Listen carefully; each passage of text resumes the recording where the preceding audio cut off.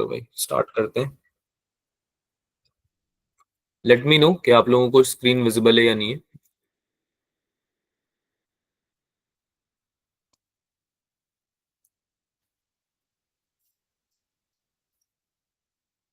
दिख रहा है क्या बच्चों?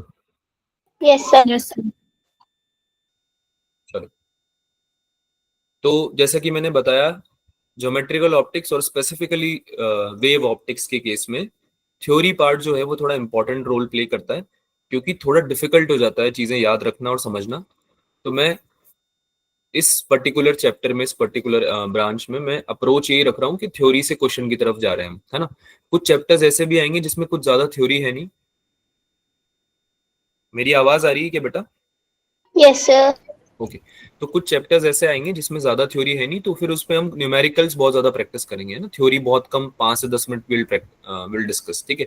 सो हर चैप्टर का अलग एक ऑपरेशन का तरीका है। तुम लोग क्लास में आओगे, तुम्हें पता चल जाएगा कि किस चैप्टर को कैसे टैकल करना है ज्यादा बेटर रिजल्ट के लिए, ठीक है। चलो भाई, लेट्स स्टार्ट द लेक्चर। सबसे पहले बात करते हैं वेव फ्रंट्स की। वेव फ्रंट के बारे में सबको पता ही है, वेव फ्रंट होते क्या है ना। जब यस सर। लाइट प्रोपोगेट करती है तो जो क्रॉस सेक्शन है, जहां पे सारे पार्टिकल्स ऑसिलेट करेंगे सेम फेज में, वो क्रॉस सेक्शन को हम वेव फ्रंट्स बोलते हैं, ठीक है।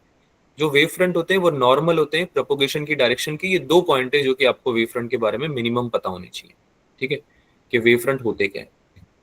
अब अलग अलग पॉइंट, अलग अलग सोर्सेज जो होते हैं लाइट के, वो अलग अलग तरह के वेव फ्रंट प्रोड्यूस करते हैं। जैसे कि हमने पढ़ा हुआ है कि पॉइंट सोर्स जो है वो क्या प्रोड्यूस करता है? Spherical wave front. Spherical wave front, ठीक है। तो ये बिल्कुल बेसिक इंफॉर्मेशन है सारी, इनके ऊपर कोई सवाल नहीं बनता है, लेकिन इनका यूज आ सकता है किसी सवाल में, ठीक है। ये बेसिक इंफॉर्मेशन है, आपको सारी पता होनी चाहिए। सिलेंड्रिकल वेव फ्रंट कौन बनाता है भाई? कैसे लाइट सोर्स? लीनियर। लीनियर। अगर लीनियर आपका लाइट सोर्स है तो वो बनाएगा सिलेंड्रिकल वेव फ्रंट, और अगर पैरेलल लाइट सोर्स है ना, पैरेलल, तो उसके लिए क्या बनेगा आपका? प्लानर वेव फ्रंट बनेगा। ऐसे प्लेन की तरह वेव फ्रंट्स दिखेंगे, जैसे कोई प्लेन कट किया हो, ठीक है। ऑल्सो अगर हम कुछ और एग्जांपल लें कि किस तरह से बन सकते हैं, तो जैसे कि अगर यहाँ पे ऑब्जर्वर बैठा हुआ है, सोचो, और आपकी लाइट रेस कन्वर्ज हो रही है। कन्वर्ज समझते हो ना सब लोग, एक पॉइंट पे मिलती है जब, ठीक है। Yes sir. आप वेव फ्रंट्स बच्चों वो दिखेंगे कॉनकेव शेप के। कॉनकेव शेप भी समझते हैं हम, है ना, ब्रिटिश और, यस सर। ठीक है। सिमिलरली अगर डाइवर्जिंग लाइट रेज है ना, दूर जा रही है लाइट रेज किसी सोर्स से, जैसे कि कोई सोर्स पॉइंट सोर्स भी हो सकता है, जिससे डाइवर्जिंग आपका पॉइंट सोर्स, मतलब not exactly point source but almost of a size of point source, इतना छोटा भी सोर्स हो सकता है जिससे कि आपकी डाइवर्जिंग लाइट रेज निकले, लाइट वेव्स निकले। तो फिर उस केस में कॉन्वेक्स आपको क्या दिखेगा? वेव फ्रंट दिखेगा डाइवर्जिंग के केस में। तो ये बिल्कुल बेसिक चीजें हैं। हाँ, इसमें ऑब्जर्वर कहाँ बैठा है ये भी बहुत इंपॉर्टेंट रोल प्ले कर जाता है, ठीक है। आगे चलते हैं, यहाँ तक तो कुछ सच खास है नहीं। इंटरफेरेंस की बात करते हैं। तो इंटरफेरेंस का जो टॉपिक है पूरा, वो थोड़ा बेटर समझ में आता है अगर हमने एसएचएम वेव्स पढ़ा हुआ होता है तो, ठीक है। 11th का जो टॉपिक है एसएचएम एंड वेव्स, वो अगर हमने पढ़ा हुआ होता है तो एक प्री रिक्विजिट मिल जाता है इसका, ठीक है। ज्यादा कुछ होता नहीं है इसमें भी डिफरेंट वैसे। दो लाइट सोर्स है S1 एंड S2, वहां से जो वेव्स निकल रही हैं आपकी, वो एक पॉइंट पे जब उनका सुपर पोजिशन होता है, सुपर इम्पोज होती है, तो उस पॉइंट पे इंटरफेरेंस बोला जाता है कि हुआ है, ठीक है। अब इंटरफेरेंस के केस में हम जनरली मोस्टली हम कोहेरेंट सोर्स लेंगे। कोहेरेंट सोर्स का मतलब क्या होता है कि ओमेगा सेम है। ओमेगा यानी एंगुलर वेलोसिटी। क्या होता है ओमेगा? फ्रीक्वेंसी। क्या बात हो गई भाई, ऐसे चलेगा क्या क्लास? किसी को नहीं पता? सर फ्रीक्वेंसी होती है। फ्रीक्वेंसी। फ्रीक्वेंसी या angular frequency? Angular frequency.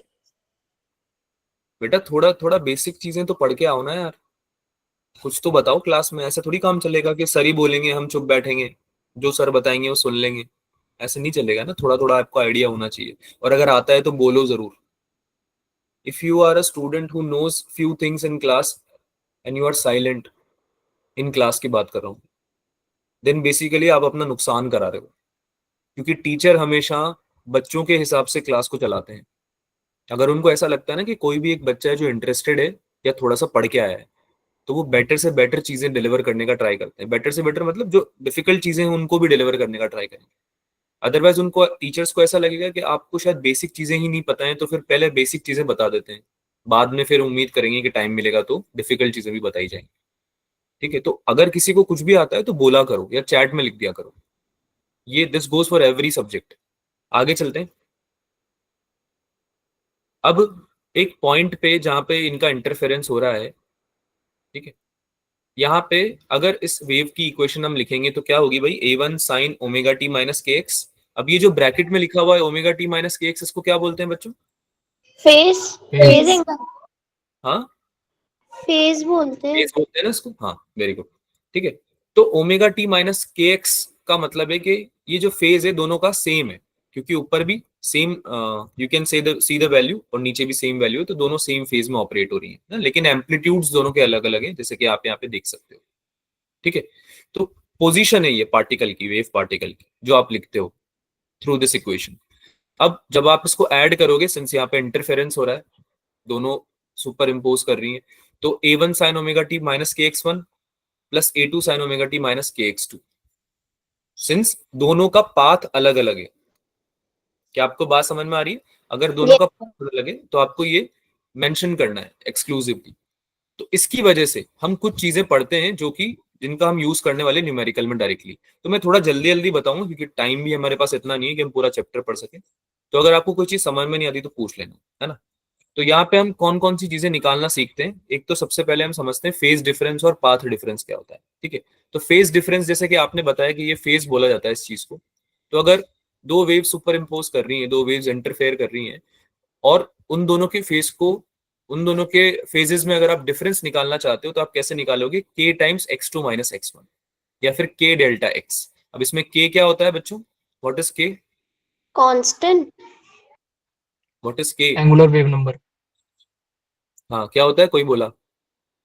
Angular wave number. Angular wave number, इसको बोलते हैं एंगुलर वेव नंबर। वैल्यू क्या होती है इसकी? 2 पाई अपॉन लेमडा, है ना। इतना ही याद रखना है, और कुछ ज्यादा डिटेल में याद नहीं रखना। ठीक है, 2 pi upon lambda is the value of k. Now 2 pi upon lambda multiply by delta x लिखा हुआ, ये डेल्टा एक्स को क्या बोलेंगे? What is this delta x? Path difference, path difference. ठीक है, तो अगर कभी के, जरूरी नहीं तुम्हें के नाम से कुछ क्वेश्चन में दिया हुआ हो, तुम तब समझो कि यार के दिया हुआ है ना, एंगुलर वेव नंबर नाम से भी दिया हुआ हो सकता है, तो आपको पता होना चाहिए कि कौन सी चीज को क्या बोला जाता है। ठीक है, अब सिंस यहाँ पे इंटरफेरेंस हो रहा है तो दो तरीके से हो सकता है ना, दो तरीके से हो सकता है, और डिस्कस करेंगे आगे। लेकिन अगर आपसे कोई पूछ ले सवाल में, क्वेश्चन में, कि भाई नेट एम्पलीट्यूड कितना होगा इंटरफेरेंस के बाद में, या नेट इंटेंसिटी कितनी होगी, तो आपने ये एसएचएम इन वेव्स में पढ़ा होगा कि नेट एम्पलीट्यूड कैसे निकालते हैं, under root a one square plus a two square plus two a one a two cos delta phi. इसमें ए वन ए टू क्या है? साइमल्टेनियसली एम्पलीट्यूड से दोनों अलग अलग सोर्सेस, है ना, दोनों अलग अलग सोर्सेस से जो आ रही है वेव उनके। Similarly net intensity, since intensity directly proportional होती है ए स्क्वायर के, इस पे एक न्यूमेरिकल बन जाता है। ठीक है, सिंस इंटेंसिटी डायरेक्टली प्रोपोर्शनल होती है ए स्क्वायर के, एम्पलीट्यूड के स्क्वायर के, तो आई नेट आप कैसे निकालोगे? I one plus I two plus two under root I one I two cos delta phi. ठीक है, अब इसमें कुछ केसेस बन जाते हैं, जैसे कि अगर एम्पलीट्यूड सेम है, जो कि अधिकतर केसेस में होंगे, ठीक है, क्वेश्चंस जो आएंगे उनमें से अधिकतर केसेस में हो सकते हैं, बट जरूरी नहीं है, तो आपको फॉर्मूला भी याद रखना है ना। ए वन ए टू अगर ए के बराबर है तो आपका नेट एम्पलीट्यूड हो जाता है two a cos delta phi by to.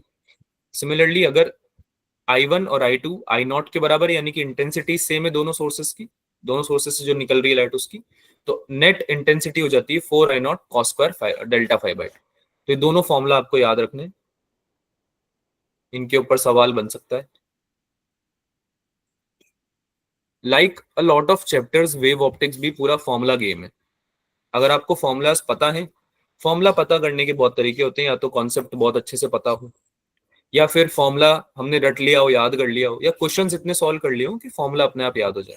तुम्हें जो तरीका सूट करता है, सही लगता है, तुम वो लगाओ। ठीक है, तुम्हें क्वेश्चन ज्यादा करके अगर याद होते हैं, क्वेश्चन ज्यादा प्रैक्टिस करो, लेकिन फॉर्मूला याद रहने बहुत जरूरी है, वरना इस चैप्टर में तो स्पेसिफिकली बहुत मुश्किल हो जाएगा आपका क्वेश्चन सॉल्व हो पाए नीट। ठीक है, आगे चलते हैं। कुछ टर्म्स हैं जिनके ऊपर क्वेश्चंस बनते हैं, जो हमने अभी डिस्कस भी करी, जैसे कि फेज डिफरेंस हो गया, पाथ डिफरेंस हो गया, नेट एम्पलीट्यूड, नेट इंटेंसिटीज हो गया। जैसे कि हमने डिस्कस किया इन दोनों का फॉर्मूला क्या होता है। इन दोनों इंफॉर्मेशन से हम आगे चलेंगे कि इंटरफेरेंस कितने तरह के हो सकते हैं। दो तरह के इंटरफेरेंस हमने पढ़े हुए हैं, कंस्ट्रक्टिव और डिस्ट्रक्टिव। ठीक है, तो जैसे कि हम देख सकते हैं यहाँ पे, अगर हम एम्पलीट्यूड को देखें, ध्यान से देखना इस फॉर्मूले को, इसमें एक टर्म है कॉस डेल्टा फाई। अगर थोड़ी सी भी मैथ्स हमें याद है तो हमको पता है कि कॉस वाला टर्म मैक्सिमम कब रिजल्ट देता है, कॉस थीटा की वैल्यू मैक्सिमम कब होती है भाई? सर जब वो 0 होता है। इवन मल्टीपल्स ऑफ पाई बोल सकते हैं क्या हम? Yes even sir. Multiple of pi, है ना। तो इवन जब हम वर्ड यूज करते हैं तो उसका मतलब हम बोल रहे हैं 2n, है ना, यानी कि मल्टीपल ऑफ n, तो मतलब मल्टीपल ऑफ 2n। अगर कोई चीज है तो वो इवन मल्टीपल बोला जा सकता है उसको, है ना। तो यहाँ पे इवन मल्टीपल ऑफ फाई का मतलब क्या हो गया? 2n पाई हो गया शायद, है ना। Also since cos delta phi की वैल्यू मैक्सिमम चाहिए to get the maximum amplitude as well as intensity as well, तो हमें डेल्टा फाई को 2n पाई के बराबर इक्वेट, मतलब बराबर करना पड़ेगा, या फिर हमें इसको ऐसा देखना पड़ेगा कि 2n पाई का इवन मल्टीपल हो, है ना, डेल्टा फाई की वैल्यूज। तो delta phi should be equal to 2n pi. Similarly अगर हमें डिस्ट्रक्टिव इंटरफेरेंस की बात करनी है, यानी कि मिनिमम वैल्यू चाहिए हमें, ठीक है, तो हमको पता है कि कॉस की मिनिमम वैल्यू क्या चल जाती है, जैसे -1 चली जाती है। Yes sir. तो इवन मल्टीपल की जगह बॉड मल्टीपल आ जाएगा, ठीक है, जो कि हम 2n+1 पाई से लिख सकते हैं। बहुत ही ईजी चीजें सारी। डेल्टा फाई को हम 2n पाई के अगर इक्वेट कर रहे हैं तो इसको हम 2 pi by lambda into delta x भी लिख सकते हैं। हाँ तमन बोलो। तो डिस्ट्रक्टिव इंटरफेरेंस में 2n-1 नहीं होता? बेटा दोनों होते हैं ना, डिस्कस किया था हमने क्लास में भी जब पढ़ा था शायद ये। Okay sir. दोनों होते हैं, 2n+1 2n-1। आपको कहाँ चाहिए, कौन सी फ्रिंज, मतलब कौन से जगह का चाहिए आपके सेंट्रल वाले से, उसके हिसाब से हम यूज करते हैं, है ना। क्वेश्चन को देख के ये आपको समझ में आएगा वो। आप एक जनरलाइज तरीका नहीं निकाल सकते, पर आप प्लस माइनस दोनों लिख सकते हो उसमें, ठीक है। तो ओके सर। कंस्ट्रक्टिव में हम बात कर रहे हैं 2n pi equals to 2 pi upon lambda into delta x, क्योंकि हमने अभी अभी पढ़ा है थोड़ी देर पहले, क्या फॉर्मूला होता है इसका?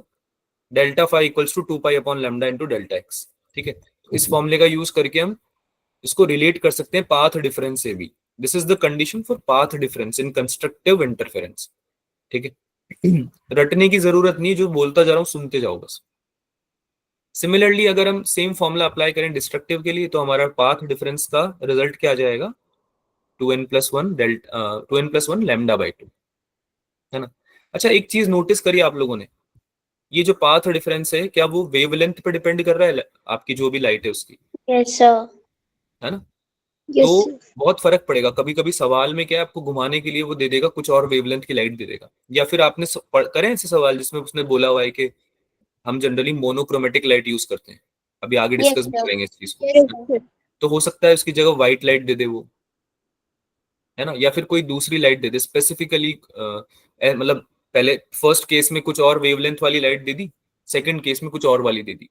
तो आपको समझ में आना चाहिए कि हाँ पाथ डिफरेंस में चेंजेस तो आएंगे, बिकॉज वेवलेंथ चेंज हो गई है ना। ये छोटी छोटी बातें हैं जो कि क्वेश्चन पढ़ते हुए आपको ग्रास्प करनी है, ठीक है। यहाँ पे नेट एम्पलीट्यूड जो है वो हो जाता है A1+A2 कंस्ट्रक्टिव के केस में, और डिस्ट्रक्टिव में हो जाता है A1-A2। अगेन जो हमने केसेस डिस्कस करे कि अगर एम्पलीट्यूड सेम है तो आपका नेट एम्पलीट्यूड हो जाएगा 2A और डिस्ट्रक्टिव में हो जाएगा 0। इंटेंसिटी की बात करें, ये बहुत ही इंपॉर्टेंट है ये रिजल्ट, कि जो नेट इंटेंसिटी है मैक्सिमा के केस में, है ना, कंस्ट्रक्टिव के केस में वो हो जाती है 4I0, और 0 हो जाती है मिनिमम के केस में। इसको अभी एक डायग्राम से भी समझेंगे। यहां तक किसी को कोई डाउट है क्या? No sir. तो ये डायग्राम देखो तुम्हारे लिए बनाया हुआ है, बहुत ही इंपॉर्टेंट डायग्राम है ये। यंग्स डबल स्लिट एक्सपेरिमेंट जो हमने पढ़ा हुआ है उसका भी एक मतलब बहुत अच्छे से एक्सप्लेनेशन मिल जाती है इसके साथ, है ना। तो जैसे कि हमने पढ़ा कि इंटरफेरेंस दो तरह के होते हैं, कंस्ट्रक्टिव और डिस्ट्रक्टिव इंटरफेरेंस, है ना। तो उसकी वजह से हमने ये भी पढ़ा हुआ है कि क्या क्या ऑब्टेन कर सकते हैं हम इससे। दो तरह की फ्रिंजेस हम ऑब्टेन कर सकते हैं, ब्राइट फ्रिंज और डार्क फ्रिंज, और एक सेंट्रल ब्राइट फ्रिंज जो कि ब्राइट ही होती है, लेकिन रेफरेंस के लिए वो ज्यादा यूज होती है ना, कि भाई सेंटर है वो। तो उसके ऊपर और नीचे हम जनरली वैल्यूज निकालते हैं जब न्यूमेरिकल सॉल्व करते हैं। ठीक है। तो सेंट्रल ब्राइट फ्रिंज का मतलब क्या होता है, पहले तो ये बताओ। सर सेंट्रल ब्राइट फ्रिंज क्या होती है? सर उस पे ब्राइट फ्रिंज मतलब उसमें पाथ डिफरेंस 0 होता है जो भी बहुत लाइट बढ़िया, आती है। बहुत बढ़िया। तो सेंट्रल ब्राइट फ्रिंज होती है, ऐसा कोई जवाब नहीं देगा, क्योंकि ब्राइट फ्रिंज तो और भी हमारी ऑब्टेन होती है, लेकिन पाथ डिफरेंस 0 किस में होता है? Central central bright fringe. ये उसकी एक तरह से आइडेंटिटी हो गई, वन ऑफ द आइडेंटिटी, है ना। लेकिन जो सिमिलैरिटी होती है वो ये होती है कि जो net intensity central bright fringe की होती है वही किसी दूसरी ब्राइट फ्रिंज की भी होती है, विच इज 4I0, है ना। 4I0 जैसे हमने पढ़ा, वो क्या होगी आपकी मैक्सिमम इंटेंसिटी होगी, ठीक है, नेट इंटेंसिटी होगी, सॉरी, ठीक है। सिमिलरली डार्क फ्रिंज के केस में 0 हो जाएगी, सारी डार्क फ्रिंजेस के केस में नेट इंटेंसिटी कितनी रहेगी? 0 रहेगी। अब एक बहुत, ये ग्राफ जो है वो बहुत इंपॉर्टेंट रोल प्ले करता है। जैसे कि आप देख सकते हो यहाँ पे, ये ग्राफ जो है आपको दिखा रहा है कि 4I0 आपकी वैल्यू आ रही है ब्राइट फ्रिंजेस पे और 0 आ रही है आपकी डार्क फ्रिंजेस पे। तो कॉन्ट्रास्ट बड़ा अच्छा है इसका ना। कॉन्ट्रास्ट मतलब हमें क्लैरिटी मिल रही है चीजों की, कि ब्राइट पे तो बिल्कुल ही ब्राइट बन रही, दिख रही है क्लियरली, और डार्क पे बिल्कुल डार्क बन रही है, यानी बिल्कुल डार्क या ब्लैक, है ना, दिख रही है आपको क्लियरली, मतलब ब्लरनेस नहीं है, ठीक है। तो YDSC में जनरली हमें कॉन्ट्रास्टिंग रिजल्ट्स मिलते हैं, तो इस पे भी सवाल बन सकता है, ठीक है। अगर हम पाथ डिफरेंस की बात करें, जैसे कि आप यहाँ पे देख सकते हो, हमने अभी डिस्कस भी किया, सेंट्रल ब्राइट फ्रिंज पे पाथ डिफरेंस कितना हो जाता है बच्चों? 0, 0। है ना। ये सब चीजें हमने यहाँ फॉर्मूले से ही ऑब्टेन करी है। ऐसा मत सोचना कि सर क्या बोले जा रहे हैं, कहाँ से आई ये चीजें, ठीक है। जिनको नहीं पता उनको बता रहा हूँ, जिनको पता है उनके लिए तो एक छोटा सा रिवीजन ही है ये, ठीक है। बट जिनको समझ नहीं आ रहा ना अगर, और बोल नहीं रहे हो, तो उनको बता दो, ये फॉर्मूला जो हमने यूज किए ना यहाँ पे सारे, ये सारे फॉर्मूला से ही वैल्यू पुट कर करके हमने ये ग्राफ बनाया है, ठीक है। ये आपको समझ में आ भी रहा होगा थोड़ा थोड़ा, राइट।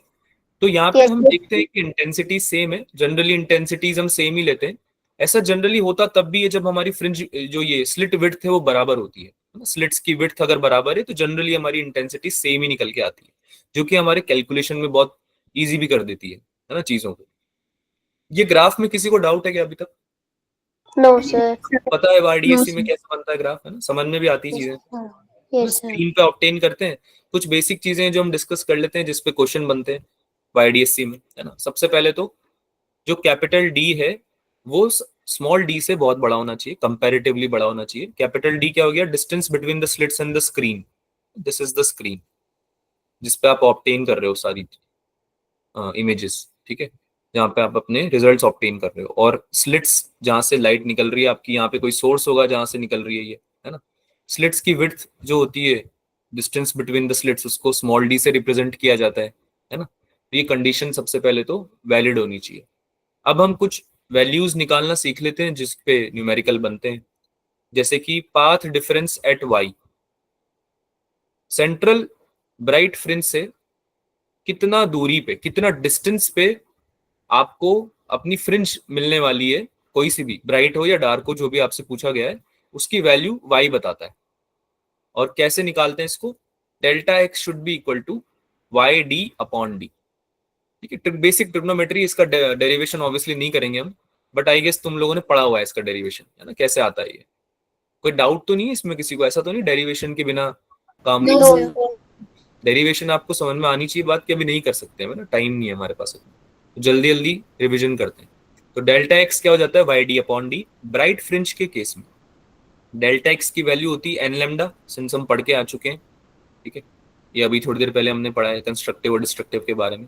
डार्क फ्रिंज की जो वैल्यू होती है वो होती है 2n-1 लेमडा बाई 2। तो ये जो फॉर्मूले है ना, ये बहुत इंपॉर्टेंट है, इनको आपको याद रखना है हर हर कॉस्ट में, स्पेशली YDSC के, तो ये तो बहुत ही इंपॉर्टेंट है, ठीक है। डेल्टा एक्स की वैल्यू होगी एन लेमडा, डार्क फ्रिंज में होगी 2n-1 lambda by 2। Delta x को हमें अभी अभी हमने रिप्रेजेंट किया YD अपॉन डी से लिख सकते हैं। वाई एन का मतलब है कि कौन से नंबर की फ्रिंज है ना। ब्राइट फ्रिंज जैसे सेकंड नंबर की, तो यहाँ पे एन की जगह 2 रखेंगे हम, राइट। तो ये फॉर्मूला आपका जो बन के निकलता है फाइनल, वो ये होता है n lambda D upon D for bright fringes and 2n- lambda D upon 2d for dark fringes. दोनों फॉर्मूले आपको बहुत अच्छे से याद होने चाहिए। एन की वैल्यू जो भी आपके नंबर ऑफ फ्रिंज आपको निकालनी है उससे आप पुट कर सकते हो। Fringe width and angular fringe width. Fringe width तो पता है सबको क्या होती है, कोई भी कॉन्जिक्यूटिव दो डार्क फ्रिंज या ब्राइट फ्रिंज के बीच की दूरी, है ना, डिस्टेंस, जिसको हम लेमडा डी बाई डी से भी लिखते हैं। कभी कभी एंगुलर फ्रिंज विड्थ पे भी सवाल बन जाता है। एंगुलर फ्रिंज विड्थ समझ में आता है सबको क्या होती है? Yes sir. जैसे कि ये दो डार्क फ्रिंजेस हैं, तो इनके बीच की जो दूरी है उसको तो हम क्या बोल देते हैं? बीटा बोल देते हैं क्या? Yes sir. लेकिन अगर हम यहाँ से देखें सेंटर से, तो ये जो एंगल सबटेंड कर रही है ये दोनों फ्रिंजेस आपकी, ये जो एंगल सबटेंड कर रही है थीटा, इसको हम क्या बोलते हैं बेटा? Angular fringe width. Angular fringe width क्या बोलेंगे इसको? Angular fringe width. ठीक है, ये समझ में आती है दोनों बातें? Fringe yes width sir. Fringe width का डिफरेंस है ना, तो इसको हम लैम्डा अपॉन डी से कैलकुलेट करते हैं। ये दोनों चीजें आपको पता होनी चाहिए, बिल्कुल प्रिसाइज नोट्स हैं ये। इनमें मोस्टली वही इंफॉर्मेशन है जिस पे सवाल बनते हैं या जो इंपॉर्टेंट है, तो बहुत ज्यादा तुम्हें पढ़ने की जरूरत नहीं है। इसको एक बार समझ लो और इसको रिवाइज करके क्वेश्चन सॉल्व करना, ठीक है? चलो भाई, कुछ केसेस डिस्कस कर लें। जैसे कि अगर आपने जो सेटअप किया वाईडीएससी का, उसको अगर किसी मीडियम में रख दिया जिसकी रिफ्रैक्टिव इंडेक्स म्यू थी, है ना, इस पे भी सवाल बन सकता है। एनटीए पूछने लगा है आजकल, पहले नहीं पूछता था, मतलब पहले कम पूछता था। तो अगर एयर में रखा हमने तो लैम्डा डी अपॉन डी आ जाएगा डायरेक्टली बीटा फ्रिंज विड्थ। लेकिन अगर किसी मीडियम में रख दिया तो ये बात ध्यान रखना कि कैपिटल डी और स्मॉल डी पे तो कोई फर्क नहीं पड़ेगा, ये तो ज्योमेट्रिकल वैल्यूज हैं। भाई आपने किसी दूसरे मीडियम में उठा के रखा है सेटअप को, तो उसका मतलब ये थोड़ी कि आपने डिस्टेंस चेंज कर दी है। बात समझ में आ रही है सबको? Yes sir. ज्योमेट्रिकल डिस्टेंसेस आपने चेंज नहीं करी है, but the value of wavelength will change. Wavelength change होती है मीडियम के साथ में लाइट की, बोलो हाँ या ना? यस सर होती है। कौन बताता है हमें ये? किसने बताया था हमें ये? कल लॉ डिस्कस। Of refraction. अरे कॉचीज फॉर्मूला पढ़ा था ना एक हमने, याद आ रहा है? सर। यस, डिस्कस किया था कल, बताया तो था बेटा, ठीक है? तो यस लैम्डा सर। की वैल्यू चेंज होती है जब आप मीडियम चेंज करते हो, है ना? जब आपका जो लाइट है वो चेंज कर रहा है मीडियम अपना, है ना, तो फिर क्या हो जाएगा? बीटा अपॉन म्यू हो जाएगा। इतना सा याद रखना है बस। सिमिलरली ज्योमेट्रिकल और ऑप्टिकल पाथ लेंथ में डिफरेंस क्या होता है ये आपको पता होना चाहिए। अगर आपकी लाइट ट्रैवल कर रही है मान लो किसी मीडियम में, जैसे कि ये आपका मीडियम है कोई, है ना, कोई मीडियम है या कुछ, इसको स्लिट बोल दो, है ना, कोई स्लैब बोल दो, कुछ भी बोल दो, जिसका की रिफ्रैक्टिव इंडेक्स म्यू है, तो उसमें जब ट्रैवल करती है लाइट तो डिफरेंस क्या क्रिएट हो जाता है, वो आपको ज्योमेट्रिकल और ऑप्टिकल पाथ लेंथ पढ़ के समझ में आता है। तो जैसे कि दो पॉइंट्स के बीच की दूरी अगर ए बी है ना, यूनिट डिस्टेंस है अगर, तो लेट्स से कि ज्योमेट्रिकल पाथ आपका हो गया टी।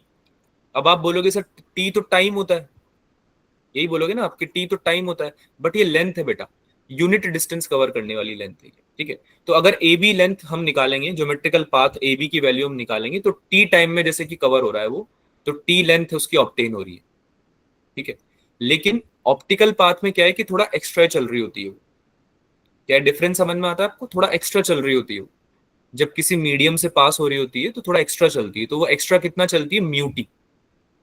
तो ज्योमेट्रिकल पाथ लेंथ तो हो गई टी, और ऑप्टिकल पाथ लेंथ कितनी हो गई? म्यू टी, है ना? ए बी और ए बी डैश दोनों डिस्टेंसेस अलग अलग हैं। अगर कोई मीडियम नहीं होता, केवल एयर होता, तो उसको केवल ए बी डिस्टेंस चलना पड़ता।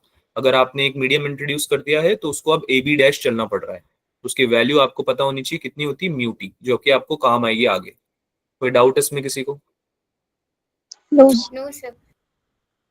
अब इसी चीज को हम यूज करके थिन फिल्म वाले केसेस बनाते हैं और सवाल बनते हैं इसमें ना, थिन फिल्म इन वाईडीएसटी। जैसे कि आपने ये स्लैब छोटी सी यहाँ लगा दी, है ना, मीडियम इंट्रोड्यूस कर दिया जिसकी थिकनेस तो टी थी और म्यू था उसका रिफ्रैक्टिव इंडेक्स। जब आपने ऐसा किया तो अब होगा क्या? ये S1 सोर्स से जो लाइट निकल रही है, इसको थोड़ा एक्स्ट्रा चलना पड़ेगा क्या बच्चों? यस है ना? एस सोर्स के आगे तो कुछ नहीं है, उसको जितना पहले चलना पड़ रहा था उसको अभी भी उतना ही चलना पड़ रहा है, लेकिन S1 वाले को थोड़ा एक्स्ट्रा चलना पड़ेगा, तो उसकी वजह से पाथ डिफरेंस चेंज हो जाएगा, ठीक है? और आपका सेंट्रल सेंट्रल मैक्सिमा जो निकल रहा था वो भी चेंज हो जाएगा, जहां पे पाथ डिफरेंस 0 हो रहा था उसकी वैल्यू भी चेंज हो जाएगी। अगर आप ध्यान से समझो, अगर आपने ऊपर की तरफ इंट्रोड्यूस किया है, कहाँ इंट्रोड्यूस किया है मैंने ये स्लैब? टॉप पार्ट में, है ना, अपर पार्ट में, इसको अपर लिखता हूं मैं। तो मेरा सेंट्रल मैक्सिमा कहाँ शिफ्ट हुआ है, नीचे या ऊपर? ऊपर। ठीक है। अगर मैं इसको नीचे इंट्रोड्यूस करता यहाँ पे, तो आपका सेंट्रल मैक्सिमा नीचे की तरफ शिफ्ट हो जाता है। क्या ये बात समझ में आती है आप लोगों को? Yes sir. यस इस बात को बहुत ध्यान से समझना और इस बात को याद रखना। ये जो शिफ्ट आया ना हमारे फ्रिंज पैटर्न में, वो शिफ्ट जो आया है वो किस तरफ हमने इंट्रोड्यूस किया उससे आया है। और हो सकता है कि अगर हम दोनों तरफ इंट्रोड्यूस कर देते तो वापस से वहीं बन जाता। अगर दोनों का सेम होता टी और म्यू, तो हो सकता है वहीं बन जाता। क्या ये बात समझ में आ रही है आपको, जहां पहले बन रहा था? है यस ना? Yes so keep in mind, keep this thing in mind. ठीक है। अब जो शिफ्ट आता है वो कैसे निकालते हैं हम? ये आपका हो जाएगा t times mu minus one by D upon D. जो डेल्टा एक्स था, पाथ डिफरेंस था, वो अब आपका हो चुका है t times mu minus one equals to Y D upon D. हम करते ही इक्वेट उससे। ठीक है। तो जो नई वैल्यू है वाई की, जो नई वैल्यू है y की, वो आ गई है t times d into mu minus one upon D. And this is called the shift in fringe pattern. जो भी फ्रिंज का पैटर्न बन रहा था उसमें अब बदलाव आ चुके हैं, क्योंकि तुमने सेटअप में बदलाव कर दिए हैं। ठीक है। और वो शिफ्ट कितना आया है? t into D times mu minus one upon D. ठीक है बच्चों, आगे चलें। यस ठीक है। ये कुछ केसेस हैं जो कि आपको अगर याद रहेंगे तो आपके सवाल बहुत जल्दी जल्दी सॉल्व होंगे। और इसमें कुछ रटने का ऐसा ज्यादा है नहीं, फॉर्मूला जरूर रटने का है, मैं अग्री करता हूँ, लेकिन अगर आपको समझ में आता है तो थोड़ा इजी हो जाता है उसको याद रखना। ठीक है। Shifting of fringe in oblique incidence. अब यहाँ पे हो सकता है आपने ऑब्लिक इंसिडेंस नहीं किया हो, लेकिन ऐसे क्वेश्चंस आते हैं जहाँ पे आपका लाइट किसी एंगल पे इंसिडेंट हो रहा हो, है ना? जो आपकी सेंट्रल लाइन है उससे किसी एंगल पे, थीटा एंगल पे इंसिडेंस हो रहा हो। तो जैसे कि अगर ये आपका थीटा जो बन रहा है नीचे की तरफ बन रहा है, अगर ये आपका ऑब्लिक इंसिडेंस नीचे से ऊपर की तरफ जा रही है, आपकी जो लाइट है, ठीक है, जो रेज है आपकी वो ऊपर की तरफ जा रही है अगर, तो फिर उस केस में ऊपर वाला पाथ जो होगा, ऊपर वाला पाथ मतलब जो आपकी ये जो लाइन है ना सेंटर वाली, इस यस लाइन, सर। इस लाइन से ऊपर, ऊपर जो ऊपर वाली जो पार्ट है ना, ऊपर वाली जो लाइट है, वो जो ट्रैवल कर रही है उसको थोड़ा एक्स्ट्रा ट्रैवल करना पड़ेगा। क्या ये लॉजिक समझ में आता है आपको, ऐसा क्यों हो रहा है? Yes sir.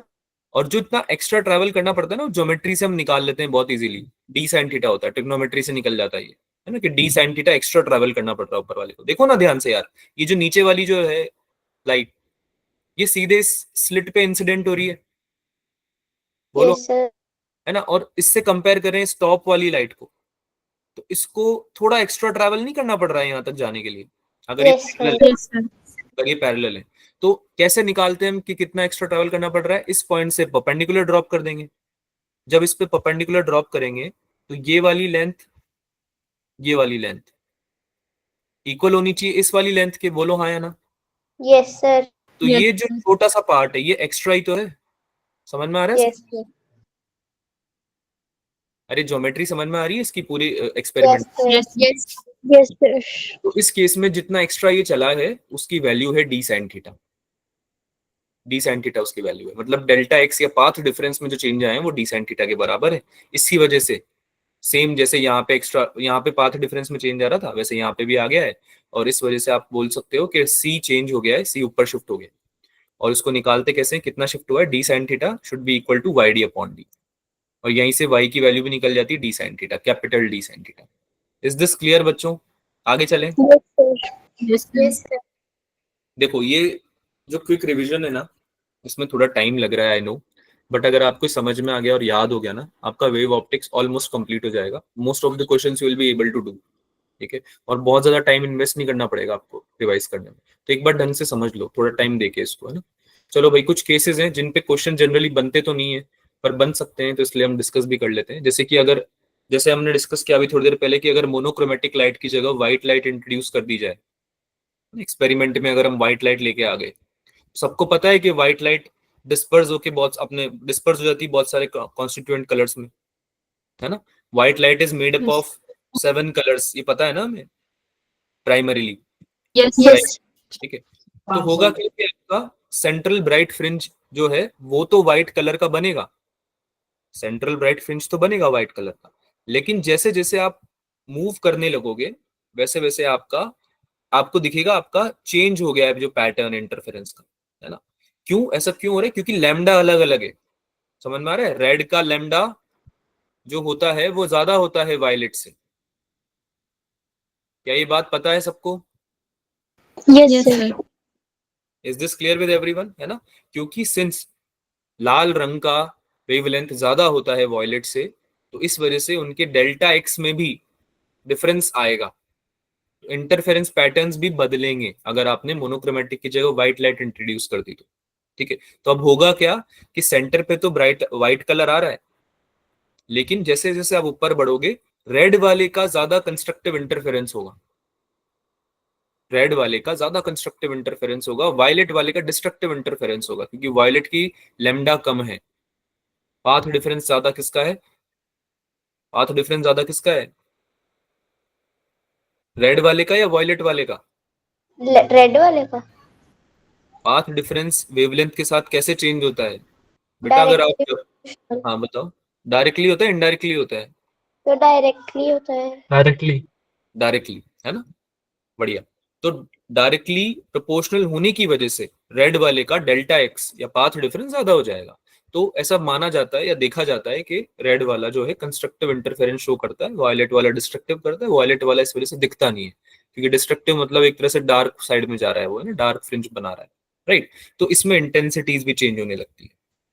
फिर ऊपर की तरफ आप और जाओगे तो आपको ब्लूइश कलर, वॉयलेट कलर, है ना, धीरे धीरे जो जिन जिन जिनकी इंटेंसिटीज कम आ रही हैं, जिन जिनका जो इंटरफेरेंस है वो कंस्ट्रक्टिव से डिस्ट्रक्टिव की तरफ जा रहा है, उन कलर को वो कलर दिखने लगते हैं। ठीक है, तो बहुत डिटेल में बात हो गई, इतने सवाल आएगा नहीं, थोड़ा बहुत आपको आइडिया लग गया होगा क्या बात हुई जा रही है ना? इसको पढ़ लेना एक बार। Slit width effect in YDSC. अभी तक हमने पढ़ा कि जो स्लिट्स हैं उनको सेम विड्थ की बना रहे हो आप, स्लिट के बीच की विड्थ की डिफरेंस की बात नहीं कर रहे। We are not talking about the distance between the slits. ये स्मॉल डी की बात नहीं हो रही है यहाँ पे हो रही है जो स्लिट है उसकी विड्थ कितनी है, कितनी आपने चौड़ी स्लिट बनाई। तो अगर उन दोनों स्लिट का अगर विड्थ अलग अलग कर दिया W1 W2, तो उनकी इंटेंसिटीज में भी आपको डिफरेंस दिखता है। और उस केस में जो अभी हमने डिस्कस किया कि सेंटर पे तो मैक्सिमम इंटेंसिटी आएगी, लेकिन ये पूरी इंटेंसिटी का जो पैटर्न है वो धीरे धीरे कम होने लगेगा, ग्रेजुअली, एकदम से कम नहीं होता, धीरे धीरे कम होता है। और फिर जहां पे डार्क फ्रिंज आती है वहां पे मिनिमम इंटेंसिटी ऑब्टेन हो जाती है। तो इंटेंसिटी विड्थ के साथ डायरेक्टली प्रोपोर्शनल होती है, ये एक जो चीज है आपको याद रखनी है इसमें। ठीक है, ऑल्सो आई मैक्स और आई मिनिमम अब जो आने वाले हैं वो आने वाले हैं under root I one plus under root I two का होल स्क्वायर और under root I one minus under root I two का होल स्क्वायर। तो इससे पता क्या चला हमें? इससे हमें ये पता चला कि मिनिमम इंटेंसिटी जहां पे आ रही है वहां पे इंटेंसिटी जीरो नहीं है। क्या आपने नोट किया कि वाईडीएससी में जीरो इंटेंसिटी आ रही थी डार्क फ्रिंज जहां पे बन रही थी वहां पे? Yes sir. बच्चों आवाज आ रही है मेरी? यस देखो सर। डायग्राम देखो। क्या आपने नोट किया कि यहाँ पे जहां पे डार्क बन रही थी वहां पे तो जीरो इंटेंसिटी आ रही थी, और जहां मैक्सिमम आ रही थी वहां पे 4I0 वैल्यू आ रहा था सब जगह का? बोलो हाँ या ना? Yes sir. लेकिन अब ऐसा नहीं हो रहा है। सिंस आपने विड्थ बदल दी है स्लिट्स की, अब आपकी इंटेंसिटी अलग अलग आ रही है दोनों स्लिट्स। तो अब जो मिनिमम आएगी ना वो आएगी under root I one minus under root I two का होल स्क्वायर, यानी कि कुछ वैल्यू तो आएगी, जीरो नहीं आएगी। ठीक है, इसलिए हमें, और मैक्सिमम के केस में भी जहां ब्राइट बननी चाहिए वहां पे बहुत ज्यादा ब्राइट बनेगी, जहां डार्क बननी चाहिए वहां बहुत डार्क बनेगी। तो हमें कोई कॉन्ट्रास्टिंग फ्रिंज पैटर्न नहीं दिखेगा। कॉन्ट्रास्टिंग का मतलब क्या होता है कि बहुत ही क्लैरिटी से चीजें दिखे, है ना? जहां पे ब्राइट स्पॉट दिख रहा है वो बिल्कुल ब्राइट हो, जहां डार्क दिख रहा है बिल्कुल डार्क हो। अगर बिल्कुल डार्क नहीं है तो भी उसे कॉन्ट्रास्टिंग फ्रिंज पैटर्न नहीं बोलते हैं। बात समझ में आ रही है? डिफरेंस समझ में आ रहा है दोनों केसेस में? यस। Yes. आगे चलते हैं। इंटरफेरेंस इन थिन फिल्म्स, इस पे क्वेश्चंस आ जाते हैं। थिन फिल्म वाला पढ़ लो एक बार, मतलब काम आ जाता है जनरली, इसका यूज करके कुछ और सवाल भी बन जाते हैं। ठीक है, तो थिन फिल्म इंटरफेरेंस में क्या कर रहे हैं, हमें कोई फिल्म इंट्रोड्यूस कर दी हमने, वही जैसे हमने अभी डिस्कस भी किया था, टी थिकनेस और म्यू रिफ्रैक्टिव इंडेक्स की। तो जो लाइट इंसिडेंट है वो नॉर्मल इंसिडेंट है ना, नॉर्मल इंसिडेंस की ही बात करेंगे हम, सवाल भी नहीं आएंगे जनरली एंगल पे, क्योंकि बहुत मुश्किल हो जाता है समझना भी, अभी तुम्हारे सिलेबस में भी नहीं है। ठीक है, तो ये दिख रहा है किसी एंगल पे, but consider this as normal incidence only. Angle पे इसलिए बताया गया ताकि आपको थोड़ा डायग्राम समझ में आ जाए, वरना डायग्राम समझने में दिक्कत होती। क्या ये बात क्लियर है जो मैंने अभी बोली है? Yes sir. ये Yes, नॉर्मल sir. इंसिडेंस है ना? कोई ये नहीं बोलेगा सर एंगल पे बनाया हुआ है आपने ये, ठीक है? और एंगल पे बनाया हुआ दिख रहा है, वो दिखाने के लिए बनाया है नॉर्मली, ठीक है? अब तुमने 11th क्लास में ये पढ़ा होगा कि जब भी लाइट किसी डेंसर मीडियम से रेयर मीडियम में रिफ्लेक्ट होती है तो उसमें एक लैम्डा बाय 2 का पाथ डिफरेंस इंट्रोड्यूस हो जाता है। पढ़ा है ये? वेव्स में आपने पढ़ा होगा, ये एसएचएम एंड वेव्स चैप्टर है ना 11th में, यस उसमें आप सर। लोग पढ़ते हो। अगर नहीं भी याद है कोई दिक्कत नहीं है, आप इसको एज एन इंफॉर्मेशन ग्रास्प कर लो कि जब भी लाइट किसी डेंसर मीडियम से रिफ्लेक्ट होकर रेयर में जाएगी तो लैम्डा बाय 2 का पाथ डिफरेंस ऐड हो जाएगा उसमें, है ना? तो आप अगर ऑब्जर्वर बन के यहाँ पे खड़े हो जाते हो तो ये जो ऊपर लाइट आ रही है इसका लैम्डा बाय 2 का पाथ डिफरेंस एडेड वाली आएगी ये, ठीक है? तो कुछ तो रिफ्लेक्ट हो जाएगी, कुछ ट्रांसमिट भी कर जाएगी के अंदर, पढ़ा हुआ है हमने ये। Yes sir. अंदर की तरफ भी चली जाएगी, कुछ तो लौट गई टकरा के और कुछ अंदर चली गई। अब जो अंदर गई उसका भी पाथ डिफरेंस चेंज होगा, बोलो हाँ या ना? Yes sir. ठीक है, अभी हमने पढ़ा था क्या कि mu T optical path length, mu T times चली होती है ये एक्स्ट्रा, याद आ रहा है आपको? अगर yes Yes, sir. sir. T thickness वाली और म्यू रिफ्रैक्टिव इंडेक्स वाली फिल्म के थ्रू आप पास कराओगे लाइट को तो उसका पाथ डिफरेंस चेंज हो जाता है, म्यू टी टाइम्स एक्स्ट्रा चलती है वो, है ना? तो ध्यान से देखो, ये जो ट्रांसमिट हुई है लाइट, म्यू टी टाइम्स तो यहाँ पे गई और म्यू टी टाइम्स दोबारा रिफ्लेक्ट होके यहाँ से रिफ्लेक्ट होके म्यू टी टाइम्स और गई, तो टोटल कितना आया इसमें? 2 म्यू टी आया क्या? टोटल कितना चल गई है? Yes, sir. 2 म्यू टी चल गई।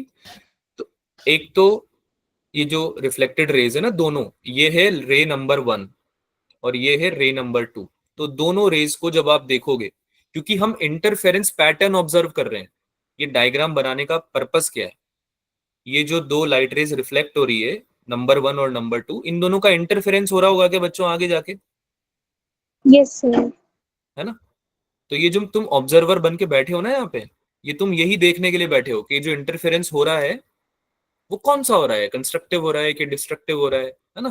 तो जब तुम यहाँ पे बैठे ऑब्जर्वर बन के तो तुमने नोट किया कि नंबर 1 और नंबर 2 में पाथ डिफरेंस वो क्या आ रहा है? 2 mu T minus lambda by 2। क्या ये आपको समझ में आया कि 2 mu T minus lambda by 2 क्यों है? कोई डाउट इसमें किसी को? No. नहीं ना?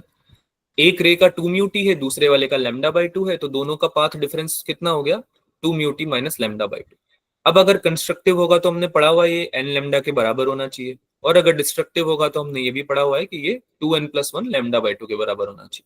तो इस पे सवाल बन जाता है, ये आपको याद रखना है। This is in case of thin films, ठीक है? सेम चीज आगे चल के अगर हम ट्रांसमिटेड रेस की बात करें, ये तो इंटरफेरेंस पैटर्न हम स्टडी कर रहे हैं रिफ्लेक्टेड रेस का। अगर ट्रांसमिटेड रेस का करते हैं तो उस केस में क्या हो रहा है? म्यूटी टाइम्स नीचे आया और म्यूटी टाइम्स अगर नीचे आया तो इस फर्स्ट वाली रे का म्यूटी ले लेंगे पाथ, दूसरे वाले का म्यूटी प्लस म्यूटी, और फिर ये तीसरी बार फिर से रिफ्लेक्ट होके म्यूटी डिस्टेंस इसने चला है, म्यूटी लेंथ चली है इसने, तो टोटल कितना हो गया? 3 टाइम्स म्यूटी। तो ट्रांसमिटेड रेस का 3 म्यूटी माइनस म्यूटी पाथ डिफरेंस हो गया, यानी 2 म्यूटी, which is equal to n lambda in case of constructive and 2n+1 lambda by 2 in case of destructive। यहां तक कोई डाउट किसी को? Yes. No sir. No, sir. पक्का? Yes sir. Okay. Yes, sir. अब कुछ इंपॉर्टेंट फॉर्मूले डिस्कस करते हैं। डिफ्रैक्शन यानी कि इंटरफेरेंस हमारा कंप्लीट हो चुका है, डिफ्रैक्शन और पोलराइजेशन जल्दी से पढ़ लेते हैं। डिफ्रैक्शन आप सबको पता है क्या होता है? It is nothing but the bending of light around corners और एजेस, यानी कि शार्प कॉर्नर्स या एजेस से जब लाइट बेंड होती है तो उस पैटर्न को ही या उस फिनोमेना को ही हम डिफ्रैक्शन बोलते हैं। अब अगर आपकी स्लिट की साइज बड़ी हुई, ये जो स्लिट की साइज है, ये विड्थ है, ये अगर ये बड़ी हुई तो आपका डिफ्रैक्शन बहुत कम होगा, है ना, नेग्लेजिबल होगा, क्योंकि बेंड ही नहीं हो पाएगी ढंग से लाइट, है ना? अधिकतर लाइट तो स्ट्रेट पैरेलल होके पैरेलल ही चली जाएगी, दिख रहा है सबको, है ना? Yes sir. अगर आपने स्लिट बहुत छोटी बनाई तो डिफ्रैक्शन बढ़िया होगा एकदम, है ना, सिग्निफिकेंट डिफ्रैक्शन होगा, ठीक है, इफेक्ट दिखेगा आपको। इंटेंसिटी इन डिफ्रैक्शन कैसे निकालते हैं? अगर आपकी स्लिट विड्थ दे रखी है small B I naught intensity वाली लाइट इंसिडेंट हो रही है स्लिट पे, और यहाँ हम लगा दिया है हमने कॉन्वेक्स लेंस। कॉन्वेक्स लेंस लगाया क्यों है? एक्सपेरिमेंट के लिए लगाया है, ताकि कन्वर्ज होके हमें रिजल्ट मिल जाए बेटर, है ना, हम ढंग से स्टडी कर पाए डिफ्रेक्शन को। इस वजह से हमने कॉन्वेक्स लेंस लगाया कन्वर्ज करने के लिए लाइट को। ठीक है, अब ये लाइट थीटा एंगल पे कन्वर्ज हो गई है इस पॉइंट पे आके स्क्रीन पे जहां पे हमें ऑब्टेन किया है। तो इंटेंसिटी थीटा के रिस्पेक्ट में या थीटा के टर्म्स में जो हम निकालेंगे वो कैसे निकालेंगे? I naught sine square beta upon beta square. इसमें बीटा क्या होता है बच्चों? Fringe width. बीटा की वैल्यू दी भी हुई है, हाँ, बीटा फ्रिंज विड्थ होता है pi B sine theta upon lambda से आप निकालोगे इसको। ठीक है, अब जनरली मिनिमा के लिए ही पूछा जाता है आपसे कि मिनिमा कैसे निकालोगे आप, कि कितने पे आया है? तो beta equals to n lambda पे मिनिमा आता है डिफ्रेक्शन के केस में। बाय डीएससी के केस में ऐसा नहीं हो रहा था, याद आ रहा है? डार्क फ्रिंजेस जो हम यस निकालते सर। थे यस वो हम इवन मल्टीपल्स पे नहीं निकालते थे, ऑड मल्टीपल्स पे डार्क फ्रिंजेस निकालते थे, है ना। तो यहाँ पे यस पाई 2n पाई नहीं है, कंफ्यूज मत होना, n टाइम्स पाई है ना।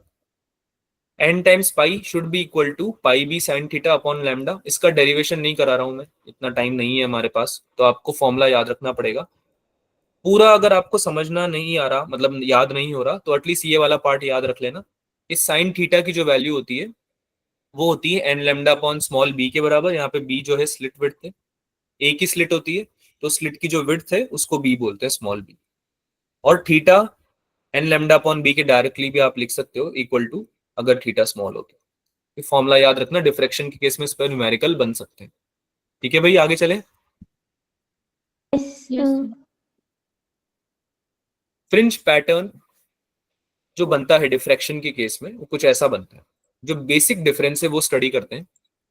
यहाँ पे एक कॉन्वेक्स लेंस लगा हुआ है, वो हटाया इसलिए ताकि, समझ रहे हो, तुम्हें क्लटर्ड नहीं लगे ये डायग्राम, वरना कन्वर्ज कॉन्वेक्स लेंस की वजह से ही हो रही है। ये मत सोचना कि सर पहले तो लेंस यूज कर लिया अब आपने ऐसे ही कन्वर्ज कर दी लाइट, है ना, ऐसा नहीं है। थीटा एंगल पे कन्वर्ज हो गई यहाँ पे इस पॉइंट पे आके। आई नॉट इंटेंसिटी थी आपकी इंसिडेंट लाइट की, बी आपका विड्थ था स्लिट का। फ्रिंज पैटर्न जो बनते हैं वो कैसे बनते हैं वो स्टडी करते हैं। सेंटर पे तो मैक्सिमम इंटेंसिटी आती है आई नॉट, ठीक है, ये आता है थीटा इक्वल्स टू 0 के लिए। किसके लिए आता है बच्चों ये? Theta is equal to 0। Theta equals to 0, यानी कन्वर्जिंग होने के बाद, कन्वर्ज होने के बाद अगर आपका थीटा 0 है तो मैक्सिमम इंटेंसिटी की आपको पैटर्न जो है वो स्टडी करने को मिलेगा। ये जो ग्राफ है वो साइन थीटा और इंटेंसिटी के बीच में है। जो ग्राफ है ना, इसमें वाई एक्सिस पे साइन थीटा है और एक्स एक्सिस पे जो है वो इंटेंसिटी है, कंफ्यूज मत होना। ठीक है, आई मैक्सिमम इंटेंसिटी है फॉर दैट मैटर। ठीक है, तो lambda by b intensity I, lambda by b 2 lambda by b sine, sorry, theta की value I lambda by b 2 lambda by b. जैसे जैसे जैसे आप दूर जाते जाओगे, है ना, आई नॉट से जैसे जैसे दूर जाते जाओगे थीटा की वैल्यूज चेंज होती जाएंगी। और मिनिमा निकालने के लिए हमने पढ़ा है अभी अभी थोड़ी देर पहले, साइन थीटा होता है एन लैम्डा अपॉन बी। इसमें जो मेन बात है याद रखनी वो ये है कि एन की वैल्यू 0 नहीं रखनी है।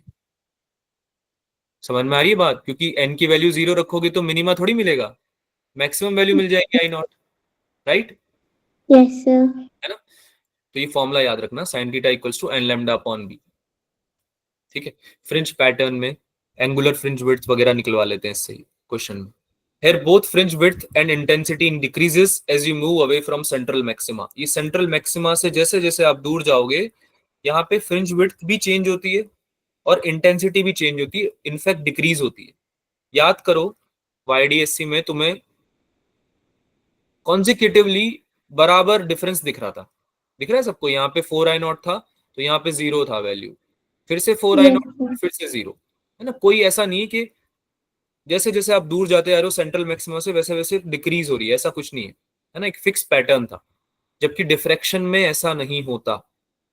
डिफ्रैक्शन में आपकी इंटेंसिटी जैसे जैसे आप दूर जाते जाते हो ना वो कम होती जाती है। ये इंटेंसिटी नहीं है वाई एक्सिस पे।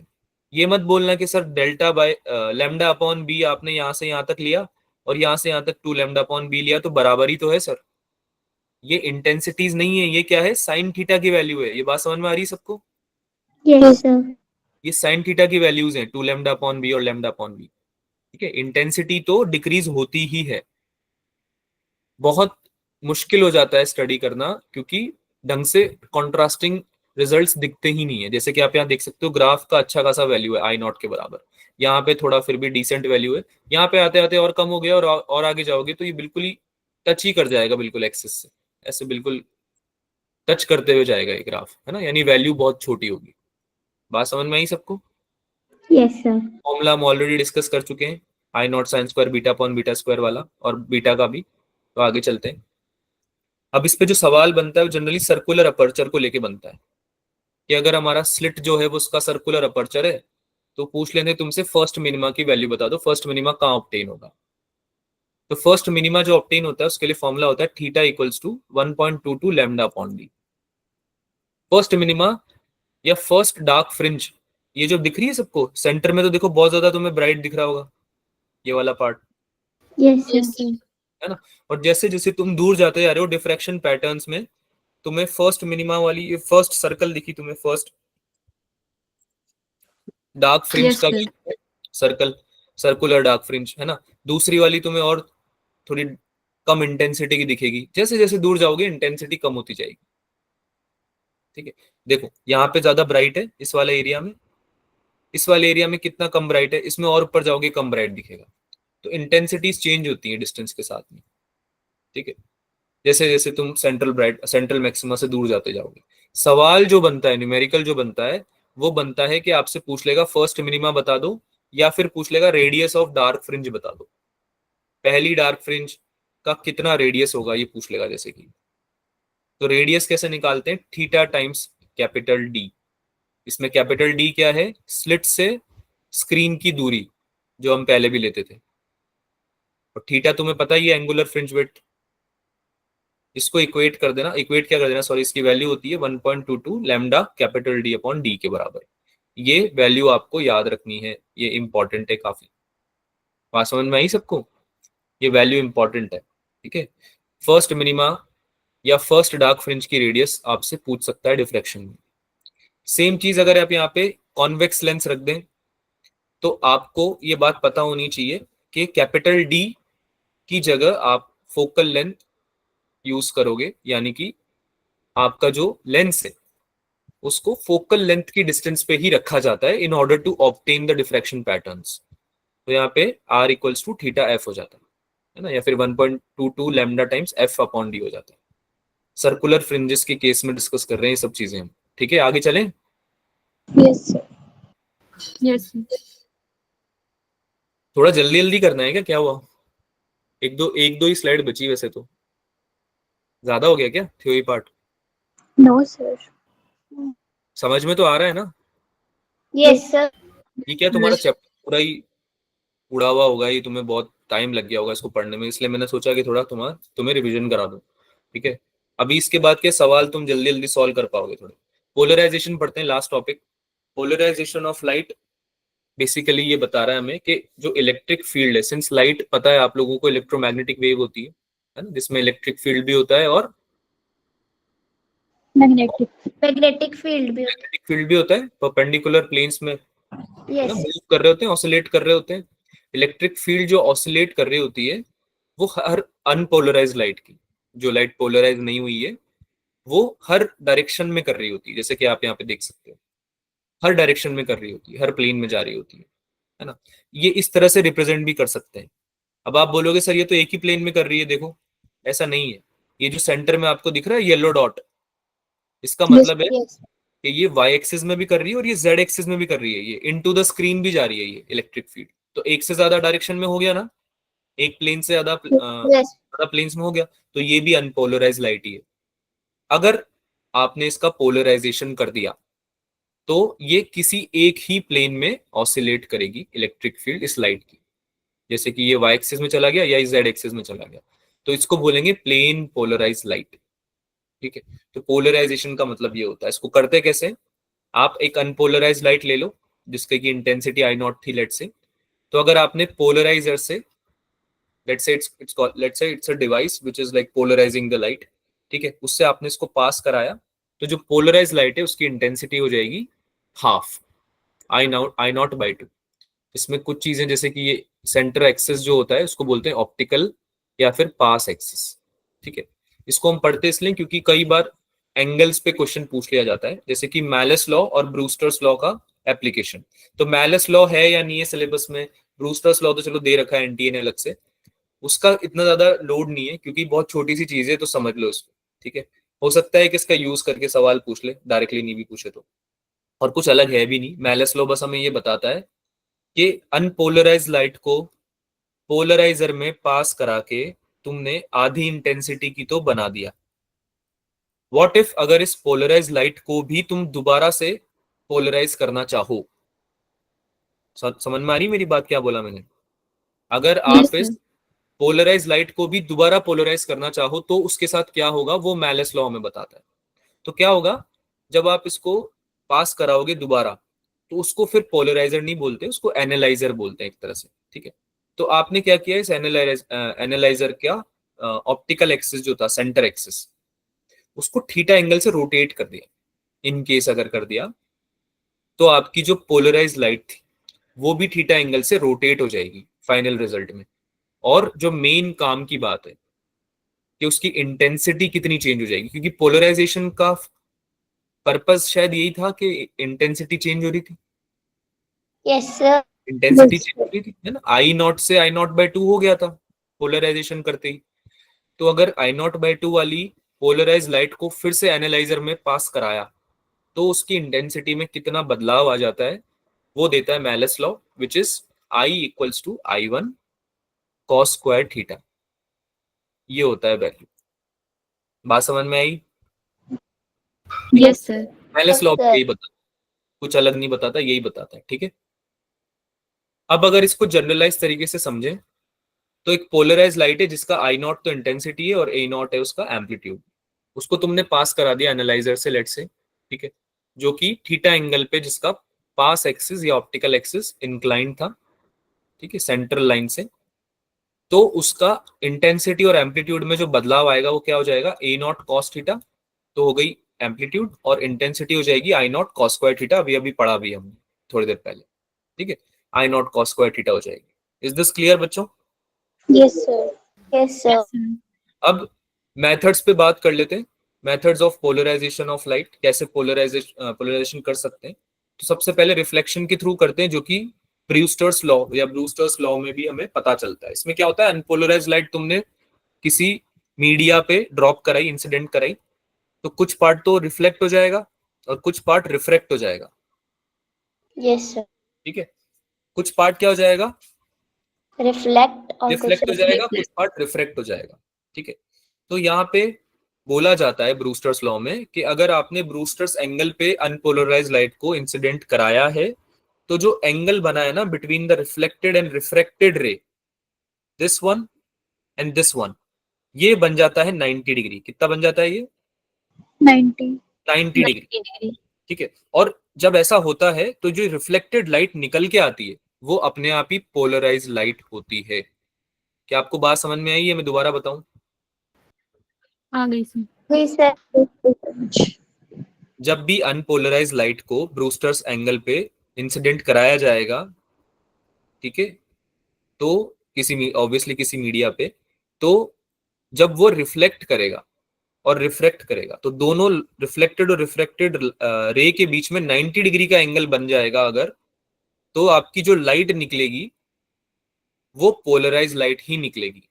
और जो ट्रांसमिटेड लाइट है, जो रिफ्लेक्टेड लाइट है, वो पार्शियली पोलराइज रहेगी, ठीक है। रिफ्लेक्टेड वाली तो पोलराइज निकलेगी, लेकिन जो रिफ्लेक्ट हुई है वो पार्शियली पोलराइज निकलेगी। सेम तरीके से अगर हम सवाल सॉल्व करने पे आए, न्यूमेरिकल सॉल्व करने पे आए, तो न्यूमेरिकल जनरली इसी चीज पे बनते हैं कि आपका जो आर होता है, रिफ्रैक्शन, एंगल ऑफ रिफ्रैक्शन, वो आप देख सकते हो यहां से कि अगर ये वाला 90 डिग्री है टोटल, तो आर हो जाएगा 90 माइनस थीटा बी। दिख रहा है सबको? Yes sir. Yes, sir. So R की वैल्यू हो जाती है 90 माइनस थीटा बी, और स्नेल्स लॉ से हम ये निकाल सकते हैं, n1 sin थीटा 1 इक्वल्स टू n2 sin थीटा 2 से हम निकाल सकते हैं कि जो ब्रूस्टर्स एंगल थीटा बी की वैल्यू हो जाएगी वो हो जाएगी 10 इनवर्स म्यू, जिसको हम ब्रूस्टर्स लॉ भी बोलते हैं। This is the Brewster's law. Theta b की वैल्यू कितनी हो जाएगी 10 इनवर्स म्यू, यानी कि किस पे डिपेंड कर रहा है कि म्यू की वैल्यू क्या है, जो कि करना भी चाहिए, क्योंकि अलग अलग मीडियम पे जब आप इंसिडेंट कराओगे तो सेम एंगल थोड़ी निकल के आना चाहिए, अलग अलग आना चाहिए। बोलो हाँ या ना, यस सर। यस है सर। ना? क्या ये बातें समझ में आई जो अभी तक करी हमने? Yes sir. यस किसी बालक या बालिका को कोई डाउट, कोई संशय, कोई विचार? सर हाँ बोलो। सर जो आपने वो सर्कुलर वाला कराया ना, हाँ जी। उसमें मैक्सिमा की वैल्यू नहीं बताई? बेटा मिनिमा की वैल्यू ही पूछी जाती है, क्योंकि इंटेंसिटीज डिक्रीज ही हो रही है, सेंटर में है ना मैक्सिमा, तो क्योंकि यस सर। सेंटर में है ना मैक्सिमा, तो यस सर।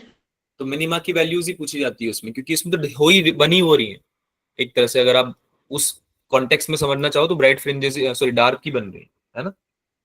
चलो यस सर। आगे चलें, सवाल यस ववाल सर। कर लिया हम? मैं भी थक गया यार बोलते बोलते, थोड़ा बहुत सवाल करो, प्रैक्टिस। क्या बोलते हो? Yes sir. तो बहुत ज्यादा डिफिकल्ट नहीं बना रहे हैं चीजों को, सिंस हमने अभी अभी थ्योरी पढ़ी है। तो जो अच्छे क्वेश्चंस हैं, प्रीवियस ईयर क्वेश्चंस या कुछ और क्वेश्चंस, वो हम करेंगे प्रैक्टिस, ज्यादा नहीं करेंगे। तो आपको सवाल दे दिया गया है सामने आपके, जितने जल्दी आप सोल्यूशन बताओगे चैट में उतनी जल्दी हम डिस्कशन चालू कर देंगे। हाँ प्रियांशु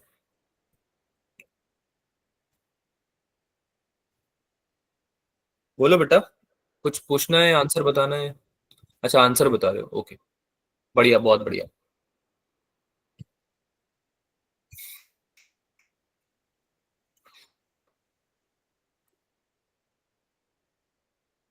इस बार कैसी तैयारी है प्रियांशु? हम मिले थे शायद ऑफलाइन क्लास, ऑफलाइन आपका टेस्ट था जब, है ना, एक बार मिले थे शायद हम। सर ठीक है। पहले से बेटर है? कैसा लग रहा है? हाँ सर ठीक है, कॉन्फिडेंस बस वो थोड़ा नेगेटिव का चल रहा है। थोड़ा किस में चल रहा है? नेगेटिव ज्यादा हो रहा है? अच्छा, हाँ कौन से मैं बायो में सब्जेक्ट? थोड़ा जा रहा है, मतलब बायो में थोड़ा सा। बायो में हो रहा अभी स्कोर ठीक हुआ था सर, बीच में 630 प्लस जा रहा था। है? अच्छा, फिर एवरेज? एकदम से, हाँ हाँ, 2 टेस्ट में एकदम से गिरने लग गया। ठीक है, तो अभी जो टेस्ट होने वाले हैं उनमें थोड़ा ट्राई करना इम्प्रूव करने का, है ना, मॉक हाँ टेस्ट। ठीक है। और हाँ सर, बायो में आऊंगा अगर, तो टेस्ट में आऊंगा सर, आऊंगा थोड़ा बात करने फिजिक्स के लिए भी। हाँ हाँ बिल्कुल आना। इस वाले में तो शायद मैं प्रेजेंट नहीं रहूंगा प्रियांशु, अभी जो होने वाला है 30 को, लेकिन उसके आने वाले जो टेस्ट है उनमें रहूंगा मैं, है ना।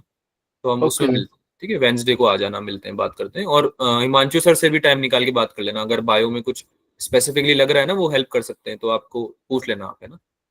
देखो ओके सर। इस इस बार निकालने का ट्राई करना ही है ना। और कॉन्फिडेंस रखो यार, निकल जाएगा। बच्चों प्रियांशु है ना तुम लोगों का 1 साल सीनियर है, he is like attempting it again and he is performing very good. ठीक है, लास्ट ईयर भी उसने बहुत अच्छा स्कोर लाया था। थोड़ा मोटिवेट ही होना है आपको इस चीज से, है ना, अच्छा स्कोर लाना है। प्रियांशु ने बहुत अच्छा स्कोर लाया था लास्ट टाइम भी, तो उसको बहुत ज्यादा मेहनत करनी भी नहीं पड़ी है इस बार। बोल रहा है ना वो 630 प्लस आ रहे हैं, तो 630 प्लस ऐसे ही नहीं आ जाते, बहुत मेहनत करनी पड़ती है। ठीक है। और अगर तुम ये सोच भी रहे हो ना, तुम में से कोई ऐसा सोच रहा है कि सर हम अगली बार फिर से देना चाहेंगे, तो ऐसा नहीं होता कि आप इस बार तो 200 मार्क्स ला रहे हो और अगली बार 650 ले आओगे, है ना, ऐसा होता नहीं है। कुछ भी कर लो आप चाहे, तो इस बार पूरी मेहनत से पेपर दो, जितने भी मार्क्स आते हैं, ताकि गैप कम हो कम से कम। ठीक है। और अगर आपने हो सकता है ढंग से पेपर दिया हो तो सिलेक्शन भी हो जाए, है ना। चलो भाई, चैट में आंसर आ नहीं रहे मुझे। सो कर दिया। एक आंसर। ठीक है, हाँ जी, जीरो, सबका जीरो आ रहा है। Yes sir. ठीक है, तो कौन बताएगा भाई, कौन महानुभव बताएगा कि सर ऐसा है और ऐसा है, आंसर इसलिए आ रहा है? तुम लोग ही बताओगे, मैं तो क्या थक गया हूँ, देखो यार अब तुम्हें समझाते समझाते पूरा चैप्टर मतलब रिवाइज किया ना हमने, तो थोड़ा देर तुम बोलो अब, बोलो भाई कैसे आएगा? सर सेंट्रल मैक्सिमा पे तो दोनों फेस में होते हैं ना एक दूसरे के साथ, तभी तो ब्राइट फ्रिंज बनाते हैं। पढ़ा था। सेंट्रल मैक्सिमा की बात हो रही है, सेंट्रल मैक्सिमा पे अभी अभी पढ़ के निपटे हैं कि पाथ डिफरेंस जो होता है वो जीरो होता है फॉर बोथ कोहेरेंट सोर्सेस, है ना। जब भी इंटरफेरेंस होगा कोहेरेंट सोर्सेस का, तो पाथ डिफरेंस कितना हो जाएगा बच्चों? जीरो। जीरो हो जाएगा। तो 2 pi upon lambda into delta x में डेल्टा एक्स की वैल्यू ही अगर जीरो हो गई है, तो पूरा वैल्यू भी कितना हो जाएगा, ये फेज 0 डिफरेंस की वैल्यू भी कितनी हो जाएगी, 0 0। बताओ, इतना इजी क्वेश्चन कोई पूछता है?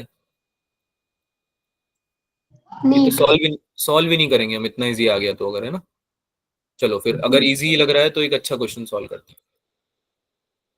इट्स अ डिसेंट क्वेश्चन, ठीक है, इसको करो।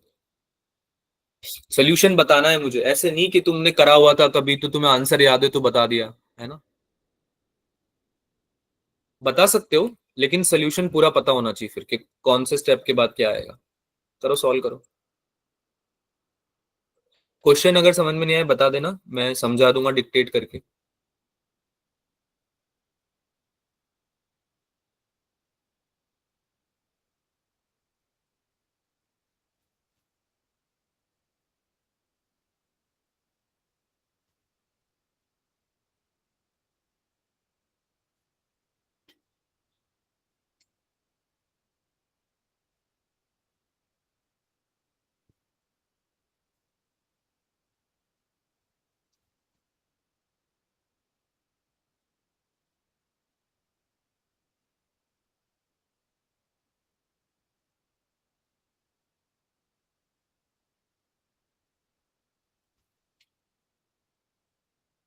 एक बच्चे का आया है, वेरी गुड तमन। बताओ भाई बताओ, जैसे तुम आंसर्स बताओगे ना हम डिस्कशन चालू कर देंगे।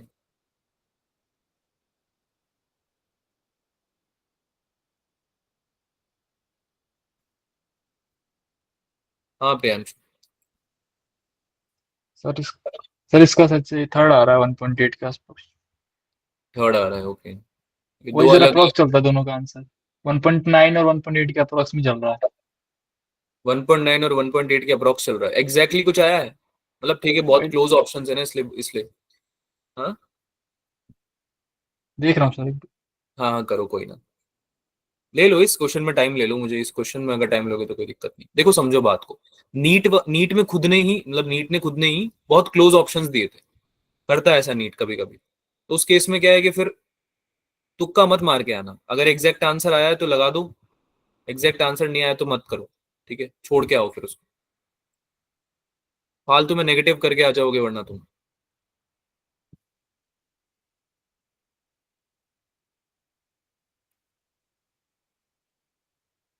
1.9 है सर।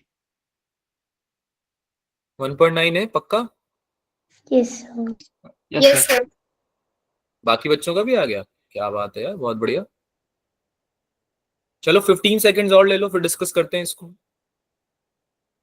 तब तक मुझे कोई बताना चाहेगा कैसे आया है? Anybody interested? प्रियांशु, हाँ बताओ, आप बताओ। मैं हाँ बताऊँ सर। प्रियांशु। हाँ सर इसमें हमें एंगुलर विड्थ गिवन है और वैसे भी स्मॉल एंगल में है, तो जो विड्थ की डिग्री में तो 0.2 लेके चलेंगे। हाँ, पहले स्मॉल एंगल में है तो एंगल लेके ही चलेंगे। वो हमारा इनवर्सली प्रोपोर्शनल टू जो स्लिट डिस्टेंस है उसके बराबर है। वेवलेंथ हमारी सेम ही रहेगी दोनों में। वेव से बहुत बढ़िया। वेव सेम है, हम्म। तो वो इनवर्सली प्रोपोर्शनल आएगा। तो जो थीटा अपन में थीटा डैश लेंगे तो d2/d1 करके कर लेंगे सॉल्व। ठीक है, बहुत बढ़िया।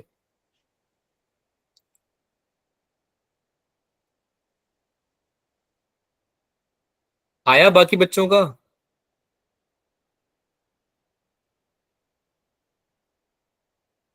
ट्राई भी करते हो तुम लोग? Yes sir. हाँ, मतलब सबको नहीं बोल रहा हूँ ऑब्वियसली। तमन बोल रही सर हमने तो किया है, आंसर भी आया है। जिसका आ गया है ना वो अगला सवाल सॉल्व करो, क्योंकि मुझे लग रहा है कि बाकी बच्चों को टाइम लग रहा है थोड़ा। ठीक है, ये लो, जिसका आ गया वो अगला सवाल सॉल्व करो भाई, उसको करते हैं डिस्कस। क्योंकि जिन बच्चों का नहीं आया उनको टाइम देना जरूरी है। ठीक है।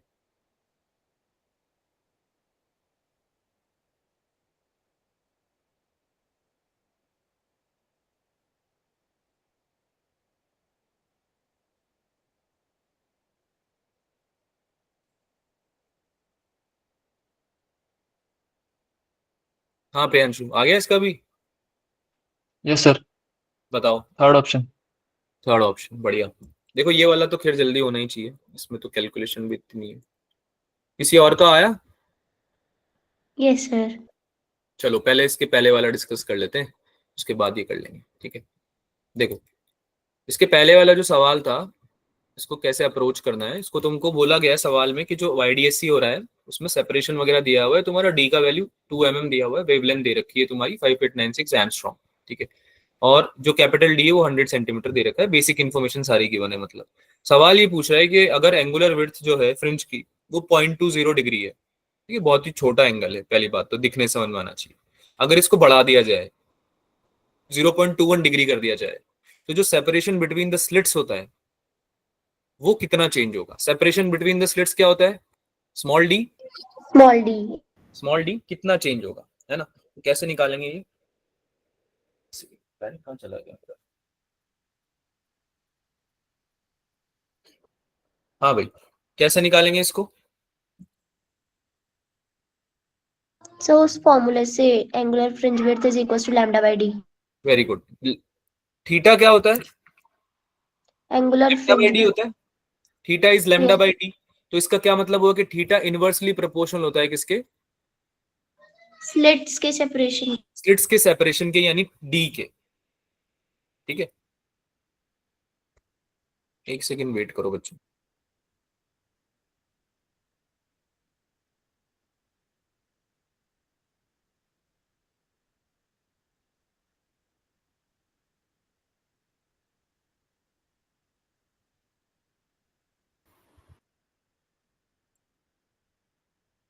हाँ जी, आवाज आ रही है मेरी सभी को? Yes, sir. हाँ जी। So we were discussing that since theta is equals to how much? Lambda upon d. Yes, sir. That means कि आपका जो एंगुलर फ्रिंज विड्थ है वो इनवर्सली प्रोपोर्शनल है ना, डिस्टेंस बिटवीन द स्लिट्स के। तो इससे हम बहुत इजीली रेशियो निकाल सकते हैं। Theta 1 upon theta 2 should be equal to d2 upon d1, है ना। अब यहाँ पे तुम्हें बाकी सारी वैल्यूज दी हुई हैं, तुम्हें डायरेक्टली वैल्यू पुट करके d2 की वैल्यू निकालनी है, ठीक है। d2 यानी नई वाला जो सेपरेशन बिटवीन द स्लिट्स है, कितना हो जाएगा? d1 into theta 1 upon theta 2, ठीक है। वैल्यूज पुट कर देना, कर दोगे ना वैल्यूज तो put. Yes sir. 0.2 degree upon 0.21 multiply by 2, यानी कि 0.4 अपॉन 0.21। 2 कितना आंसर आ गया भाई? 1.9 mm। 1.90 mm, ठीक है। में था ना, क्योंकि 2 ऊपर, डिग्री तो कैंसिल हो जाएगा, ये वाला और इसका वाला यूनिट तो कैंसिल हो जाएगा, थीटा 1 और थीटा 2 का, तो है ना। तो जो डी की यूनिट थी 2 वो ये आंसर आ जाएगा, सेकंड ऑप्शन। अगला सवाल, अगला सवाल बच्चों।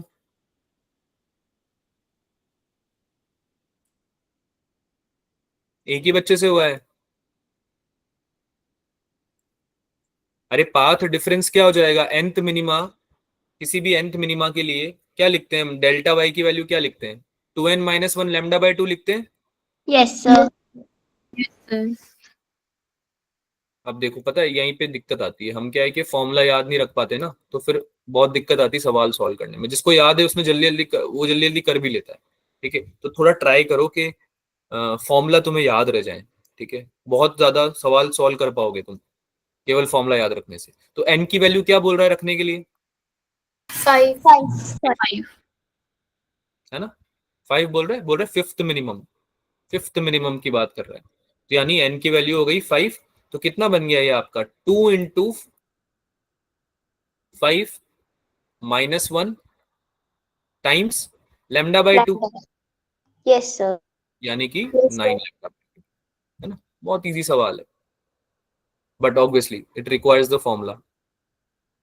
अब ये 2024 में री एग्जामिनेशन जो आपका हुआ था उसमें एक सवाल आया था, उसको सॉल्व करते हैं। बहुत इजी सवाल है, पर कुछ क्वेश्चन मैंने सोचा कि अभी जो रिसेंट हुए हैं उनके भी ले लेते हैं, तो आपको थोड़ा कॉन्फिडेंस भी मिलेगा। प्रियांशु ने तो किया हुआ होगा ये सवाल, थोड़ा कॉन्फिडेंस भी मिलेगा इससे आपको कि भाई इतने इजी सवाल आते हैं क्या, है ना। करो भाई, सॉल्व करो।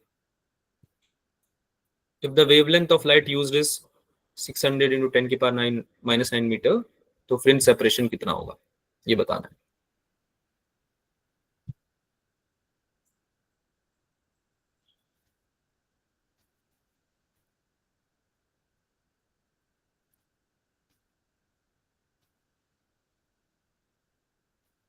फ्रिंज सेपरेशन या फ्रिंज विड्थ एक ही बात होती है यस सर। ना, कंफ्यूज नहीं होना है। हाँ इरम बोलो। Sir option D. Option B या डी? D for dog. D for dog. क्या आ रहा है प्रियांशु? Sir fourth. सेम आ रहा है सबका? Yes yes sir. सर। कुछ नहीं करना भाई, इसमें तो फॉर्मूला लगाना है डायरेक्ट, है ना? Yes sir. अरे Yes, lambda sir. D by d तो लगाना है। ये तो तुम्हें बस ये दिखाने के लिए सवाल था कि ऐसे सवाल पूछ रहे हैं ये लोग। जो बच्चा तैयारी करके जा रहा है ना, उसको तो गुस्सा आ जाता है सवाल देख के कि ये सब क्या कर रहे हो यार हमारे साथ। मतलब थोड़ा अच्छा भी लगता है क्योंकि जल्दी सॉल्व हो जाएगा, लेकिन ऐसा लगता है कि थोड़ी तो इज्जत करो हमारी, है ना? अच्छा सवाल पूछो। तो वैल्यू पुट कर लोगे ना इसमें? Yes, time sir. थोड़ी लिखोगे तुम मेरा यार। 4 × 10⁻⁴ मीटर ये आंसर है तुम्हारा। ये फॉर्मूला लगेगा, बस बता दिया। वेवलेंथ की वैल्यू दे रखी है ये रही, कैपिटल डी की वैल्यू दे रखी है ना, और स्मॉल डी की वैल्यू दे रखी है 1.5 mm। लगा देना। वैल्यूज को यूनिट्स का ध्यान रखते हुए पुट करना बस, ठीक है? चलो भाई, 2024 में एक सवाल आया था, monochromatic source in Young's double slit experiment is replace by white light, जो भी हम डिस्कस कर भी रहे थे। इसका आंसर चैट में करना है सबको। पीवाईक्यूज जिसने लगाए हैं उसको तो आंसर रटा हुआ होगा।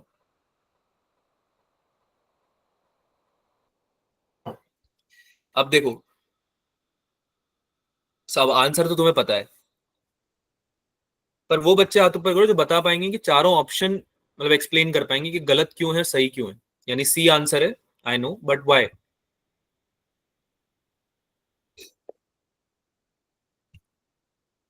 मुस्कान। Yes sir. Sir first option इसलिए नहीं होगा क्योंकि इसमें बोला गया कि इंटरफेरेंस डिसअपियर हो जाएगा, जो कि टोटली रॉन्ग है, क्योंकि सेंट्रल पे वाइट आएगी लाइट, वाइट फ्रिंज बनेगी, और फिर जब बाकी उसके अवे में कलर फ्रिंज बनने लगेगी due to difference of wavelength, और वेवलेंथ के डिफरेंस होने की वजह से जैसे जैसे सेंट्रल से दूर जाएगा कलर फ्रिंजेस बनेगी। और सेकेंड ऑप्शन में बोला गया कि जो सेंट्रल पे बनेगा वो डार्क फ्रिंज होगा, तो वो वाइट होता है इसलिए ये गलत होगा। और जो लास्ट है कि सारे इक्वल होंगे, वो इक्वल नहीं होते, वो डिफरेंस होता है। लास्ट वाला क्या बोला है कि सारे ब्राइट फ्रिंजेस इक्वल होंगे, जो कि गलत बात है। गलत बात क्यों है? क्योंकि इक्वल नहीं होते। और इक्वल क्यों नहीं होते, रीजन क्या होता है उसका? Sir, difference in wavelength. Difference in wavelength, जो अभी हम डिस्कस कर भी रहे थे थोड़ी देर पहले, है ना? कि अगर वेवलेंथ अलग होगी तो ऑब्वियसली अलग अलग होंगे, है ना? All bright fringes will not be of equal width, ठीक है? सबका जो है विड्थ वो चेंज हो जाएगा। तो मोनो, ये बात बहुत इंपॉर्टेंट है, इसको याद रखना। नीट अलग अलग तरीके से सवाल पूछ सकता है। वैसे तो लास्ट ईयर ही पूछा है तो मुश्किल है दोबारा पूछे, बट फिर भी ठीक है, इंपॉर्टेंट है ये कि मोनोक्रोमेटिक की जगह अगर व्हाइट लाइट ला दी तो क्या क्या बदलाव आ जाते हैं एक्सपेरिमेंट्स में, है ना? ये बात याद रखना। चलो भाई, एक और सवाल सॉल्व करो। पोलराइजेशन के ऊपर सवाल है, बड़ा इजी।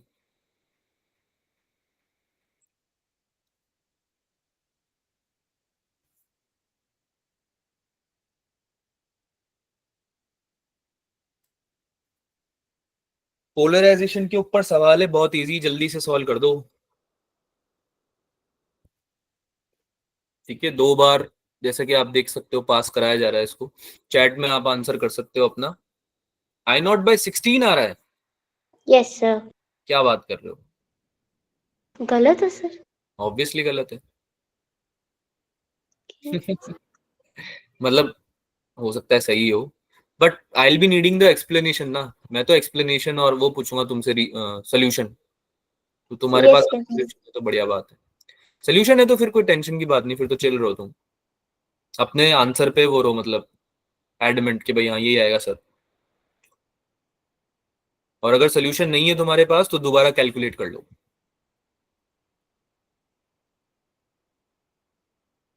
सोल्यूशन से मेरा मतलब है रीजनिंग कि भाई क्यों, वाई दिस, ठीक है?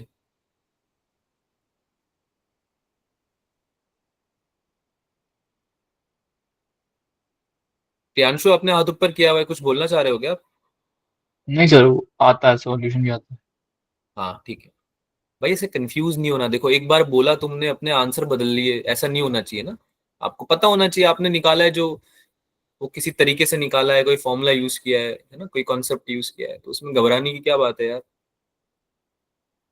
क्या आंसर है भाई? D option, sorry A option, yes sir. Naught by 60, है ना, बहुत इजी यस है। सर। अभी हम पढ़ा के कैसे निकालते हैं, हम जब भी पोलराइजेशन करते हैं तो नई वाली इंटेंसिटी कितनी हो जाती है, पुराने वाले की कॉस स्क्वायर थीटा टाइम्स हो जाती है, यस सर। पुराने वाले की कॉस स्क्वायर थीटा टाइम्स हो जाती है। बोलो हाँ या ना, बोलो जल्दी। Yes sir. Yes sir. ठीक है, मैलिस लॉ में भी पढ़ा था ना ये, तो हमने भूल गए हो, यस सर। है ना, पिछले साल ही आया। Yes sir. अब देखो ये आई नॉट है और ये आई वन है, यानी पोलराइजेशन के बाद आई वन बन गई है, तो आई वन कितनी होनी चाहिए, आधी हो जाएगी, आधी हो जाएगी क्या आई नॉट की, यस सर। है ना।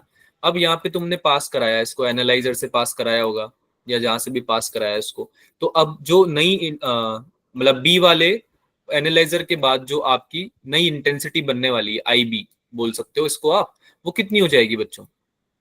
आई naught by I naught 8। By 8।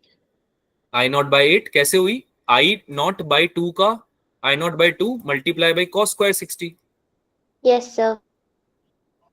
ठीक है, फॉर्मूला क्या यूज किया हमने, ये वाला, I equals to I one cos square theta. ठीक है, कितना हो गया ये, I naught by 2 multiply by 1/4, cos square 60 की वैल्यू कितनी हो जाएगी, 1/4। 1/4।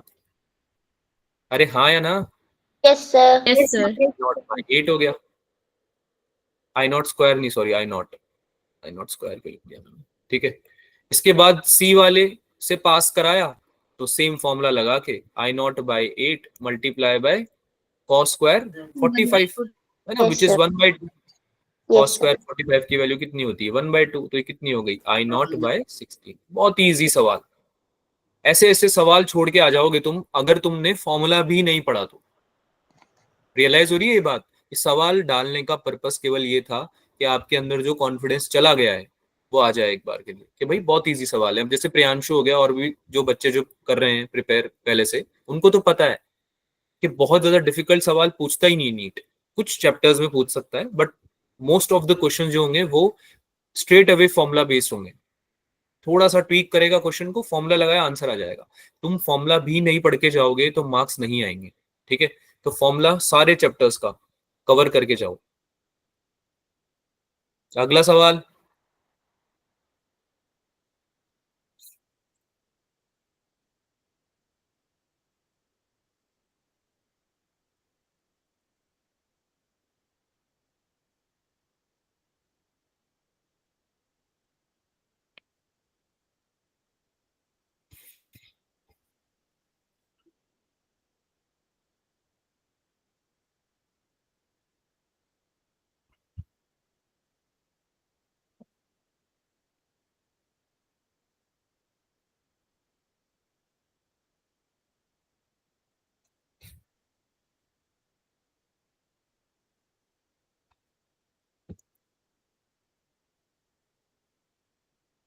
डिफ्रैक्शन पैटर्न है जिसमें कि सिंगल स्लिट यूज करी गई है विड्थ ए की।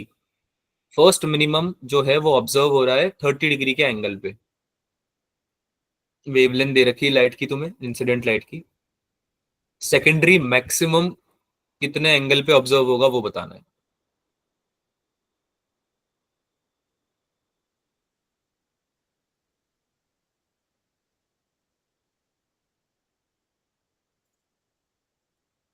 कैसे अप्रोच करेंगे भाई? सबसे पहले वैल्यू निकालनी पड़ेगी डी की या ए जो यहाँ पे दिया हुआ है उसकी।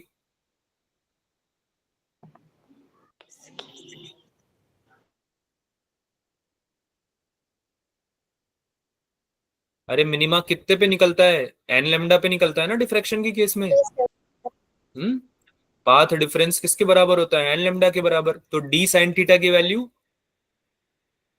एम लैम्डा के बराबर कर देंगे। बहुत बढ़िया। ठीक है, ये यूज करना है सबसे पहले। क्वेश्चन यहाँ से स्टार्ट होगा आपका। यहाँ पे आपको पता होना चाहिए कि डी की वैल्यू ए दे रखी है। ठीक है, तो यहाँ से आप ए की वैल्यू निकालो और फिर वहां से आप निकाल पाओगे मैक्सिमम वैल्यू कितने एंगल पे ऑब्जर्व करी जा रही है। हाँ प्रियांशु बताओ, आया आंसर आंसर? आ गया था वो। C option, okay cool. Dimple का भी यही आ रहा है क्या? बहुत बढ़िया डिम्पल। चलो डिस्कस करें, यस सर। डिस्कस करें। ओके, तो a sin theta equals to n lambda है, क्योंकि मिनिमा की कंडीशन है, अभी अभी पढ़ी है हमने। तो a sin 30 should be equal to, अरे थीटा की वैल्यू देखिए ना, 30 डिग्री देखो सवाल यस में। Sir. a sin 30 should be equal to how much? Lambda. Lambda.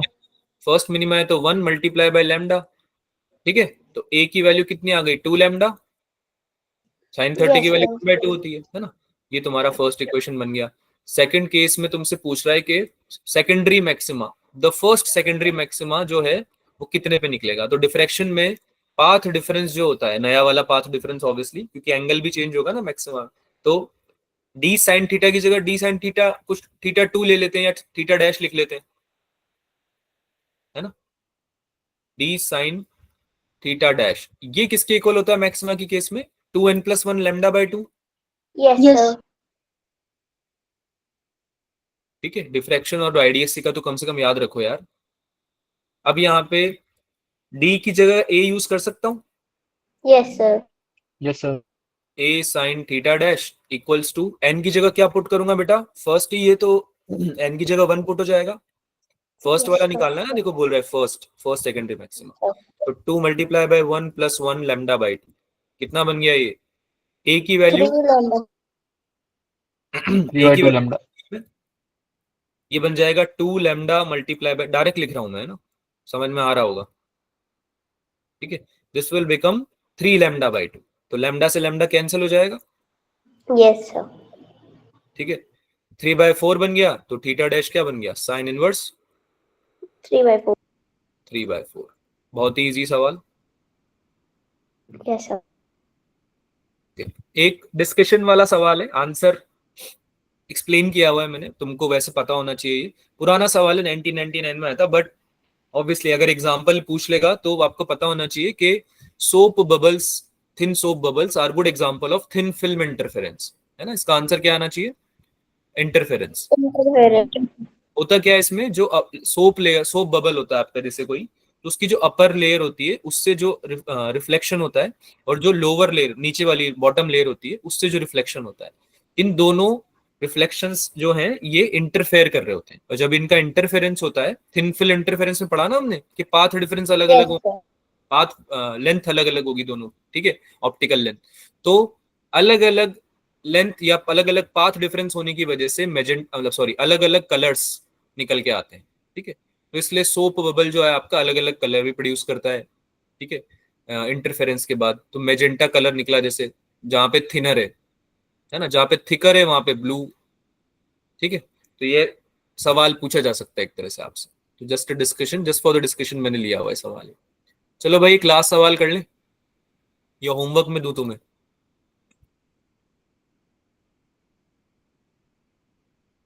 अरे होमवर्क में दूं या कर लोगे, क्या बोलते हो? होमवर्क दे दो।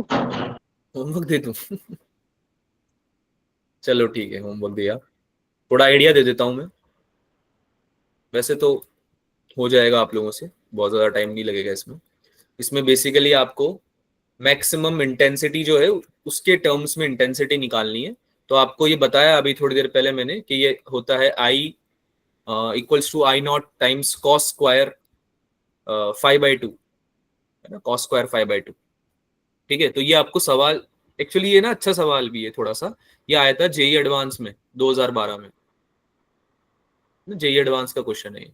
बहुत इजी क्वेश्चन है इसलिए लिया है मैंने, जेई एडवांस में बहुत डिफिकल्ट क्वेश्चन भी आते हैं, लेकिन एडवांस के रिस्पेक्ट में इजी क्वेश्चन है इसलिए लिया है। बट सर नीड थर्ड इसका 2n+1 lambda by 8,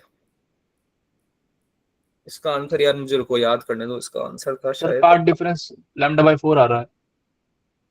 path difference आ रहा है λ/4, 5/2 की वैल्यू। पाथ डिफरेंस बेटा, पाथ डिफरेंस तो आपका जनरल फॉर्म में लेना पड़ेगा आपको, है ना। फेज डिफरेंस भी आपको जनरल फॉर्म में लेना पड़ेगा। पाथ डिफरेंस आपका यार आना चाहिए, हम्म हम्म ये आपका आना चाहिए λ/4 2n+1, आ रहा है ये 2n+1 λ/4, रेगुलर। है ना। तो आपका आंसर भी ये आएगा, बी ऑप्शन आंसर आएगा इसका। ठीक है, आंसर बता देता हूं मैं, एक बार कैलकुलेशन कर लेना दोबारा, कोई दिक्कत नहीं है, हो सकता है गलती हो गई हो। ठीक है, तो तरीका बता देता हूं मैं तो तुम्हें, I equals to I naught cos square 5/2, this is your way. अब ये बोल रहा है कि जो आई नॉट है वो आई नॉट बाई 2 है, हाफ टाइम्स अगर हो जाए, सवाल पढ़ना, ये बोल रहा है आपको कि अगर हाफ इंटेंसिटी हो जाए तो क्या बदलाव आएंगे आपके फेज डिफरेंस में। ठीक है, तो वो आपका हो जाएगा 2n+1 π/2 टाइम्स। सॉल्व करोगे पता चलेगा, सॉल्व करना नहीं ठीक है हो सर, discuss यही करेंगे, आएगा। है ना। सेकंड ऑप्शन आ रहा है। हाँ सर, वो थोड़ा गलती हो गई थी, π/2 था ना फेज में, तो मैंने फाई नहीं लिखा था। हाँ वो बेसिक मिस्टेक है वो हो जाती है, कोई बात नहीं। देखो सेकंड ऑप्शन बी ऑप्शन जो है वो आंसर है। ठीक है, तो कर लेना बच्चों, अगर नहीं आता है डिस्कस करेंगे अगली क्लास में। नेक्स्ट क्लास में मंडे को हो सकता है आपकी लीव रहे, किसी ने बोला वैसे कुछ छुट्टी है मंडे की? No sir. चलो No. बता देंगे तुम्हें, ईद की अगर हुई तो लीव, वैसे अगर नहीं हुई तो फिर हम पढ़ेंगे सही, जो भी हमारा चैप्टर है, कौन सा शायद इलेक्ट्रोस्टैटिक्स है ना, यस सर। रिवीजन करेंगे उसका। इसमें अगर कोई डाउट हो, कुछ पूछना हो तो बता देना, यू हैव माय नंबर। मिलते हैं अगली क्लास में बच्चों, bye bye everyone, good night. Bye. Bye, sir.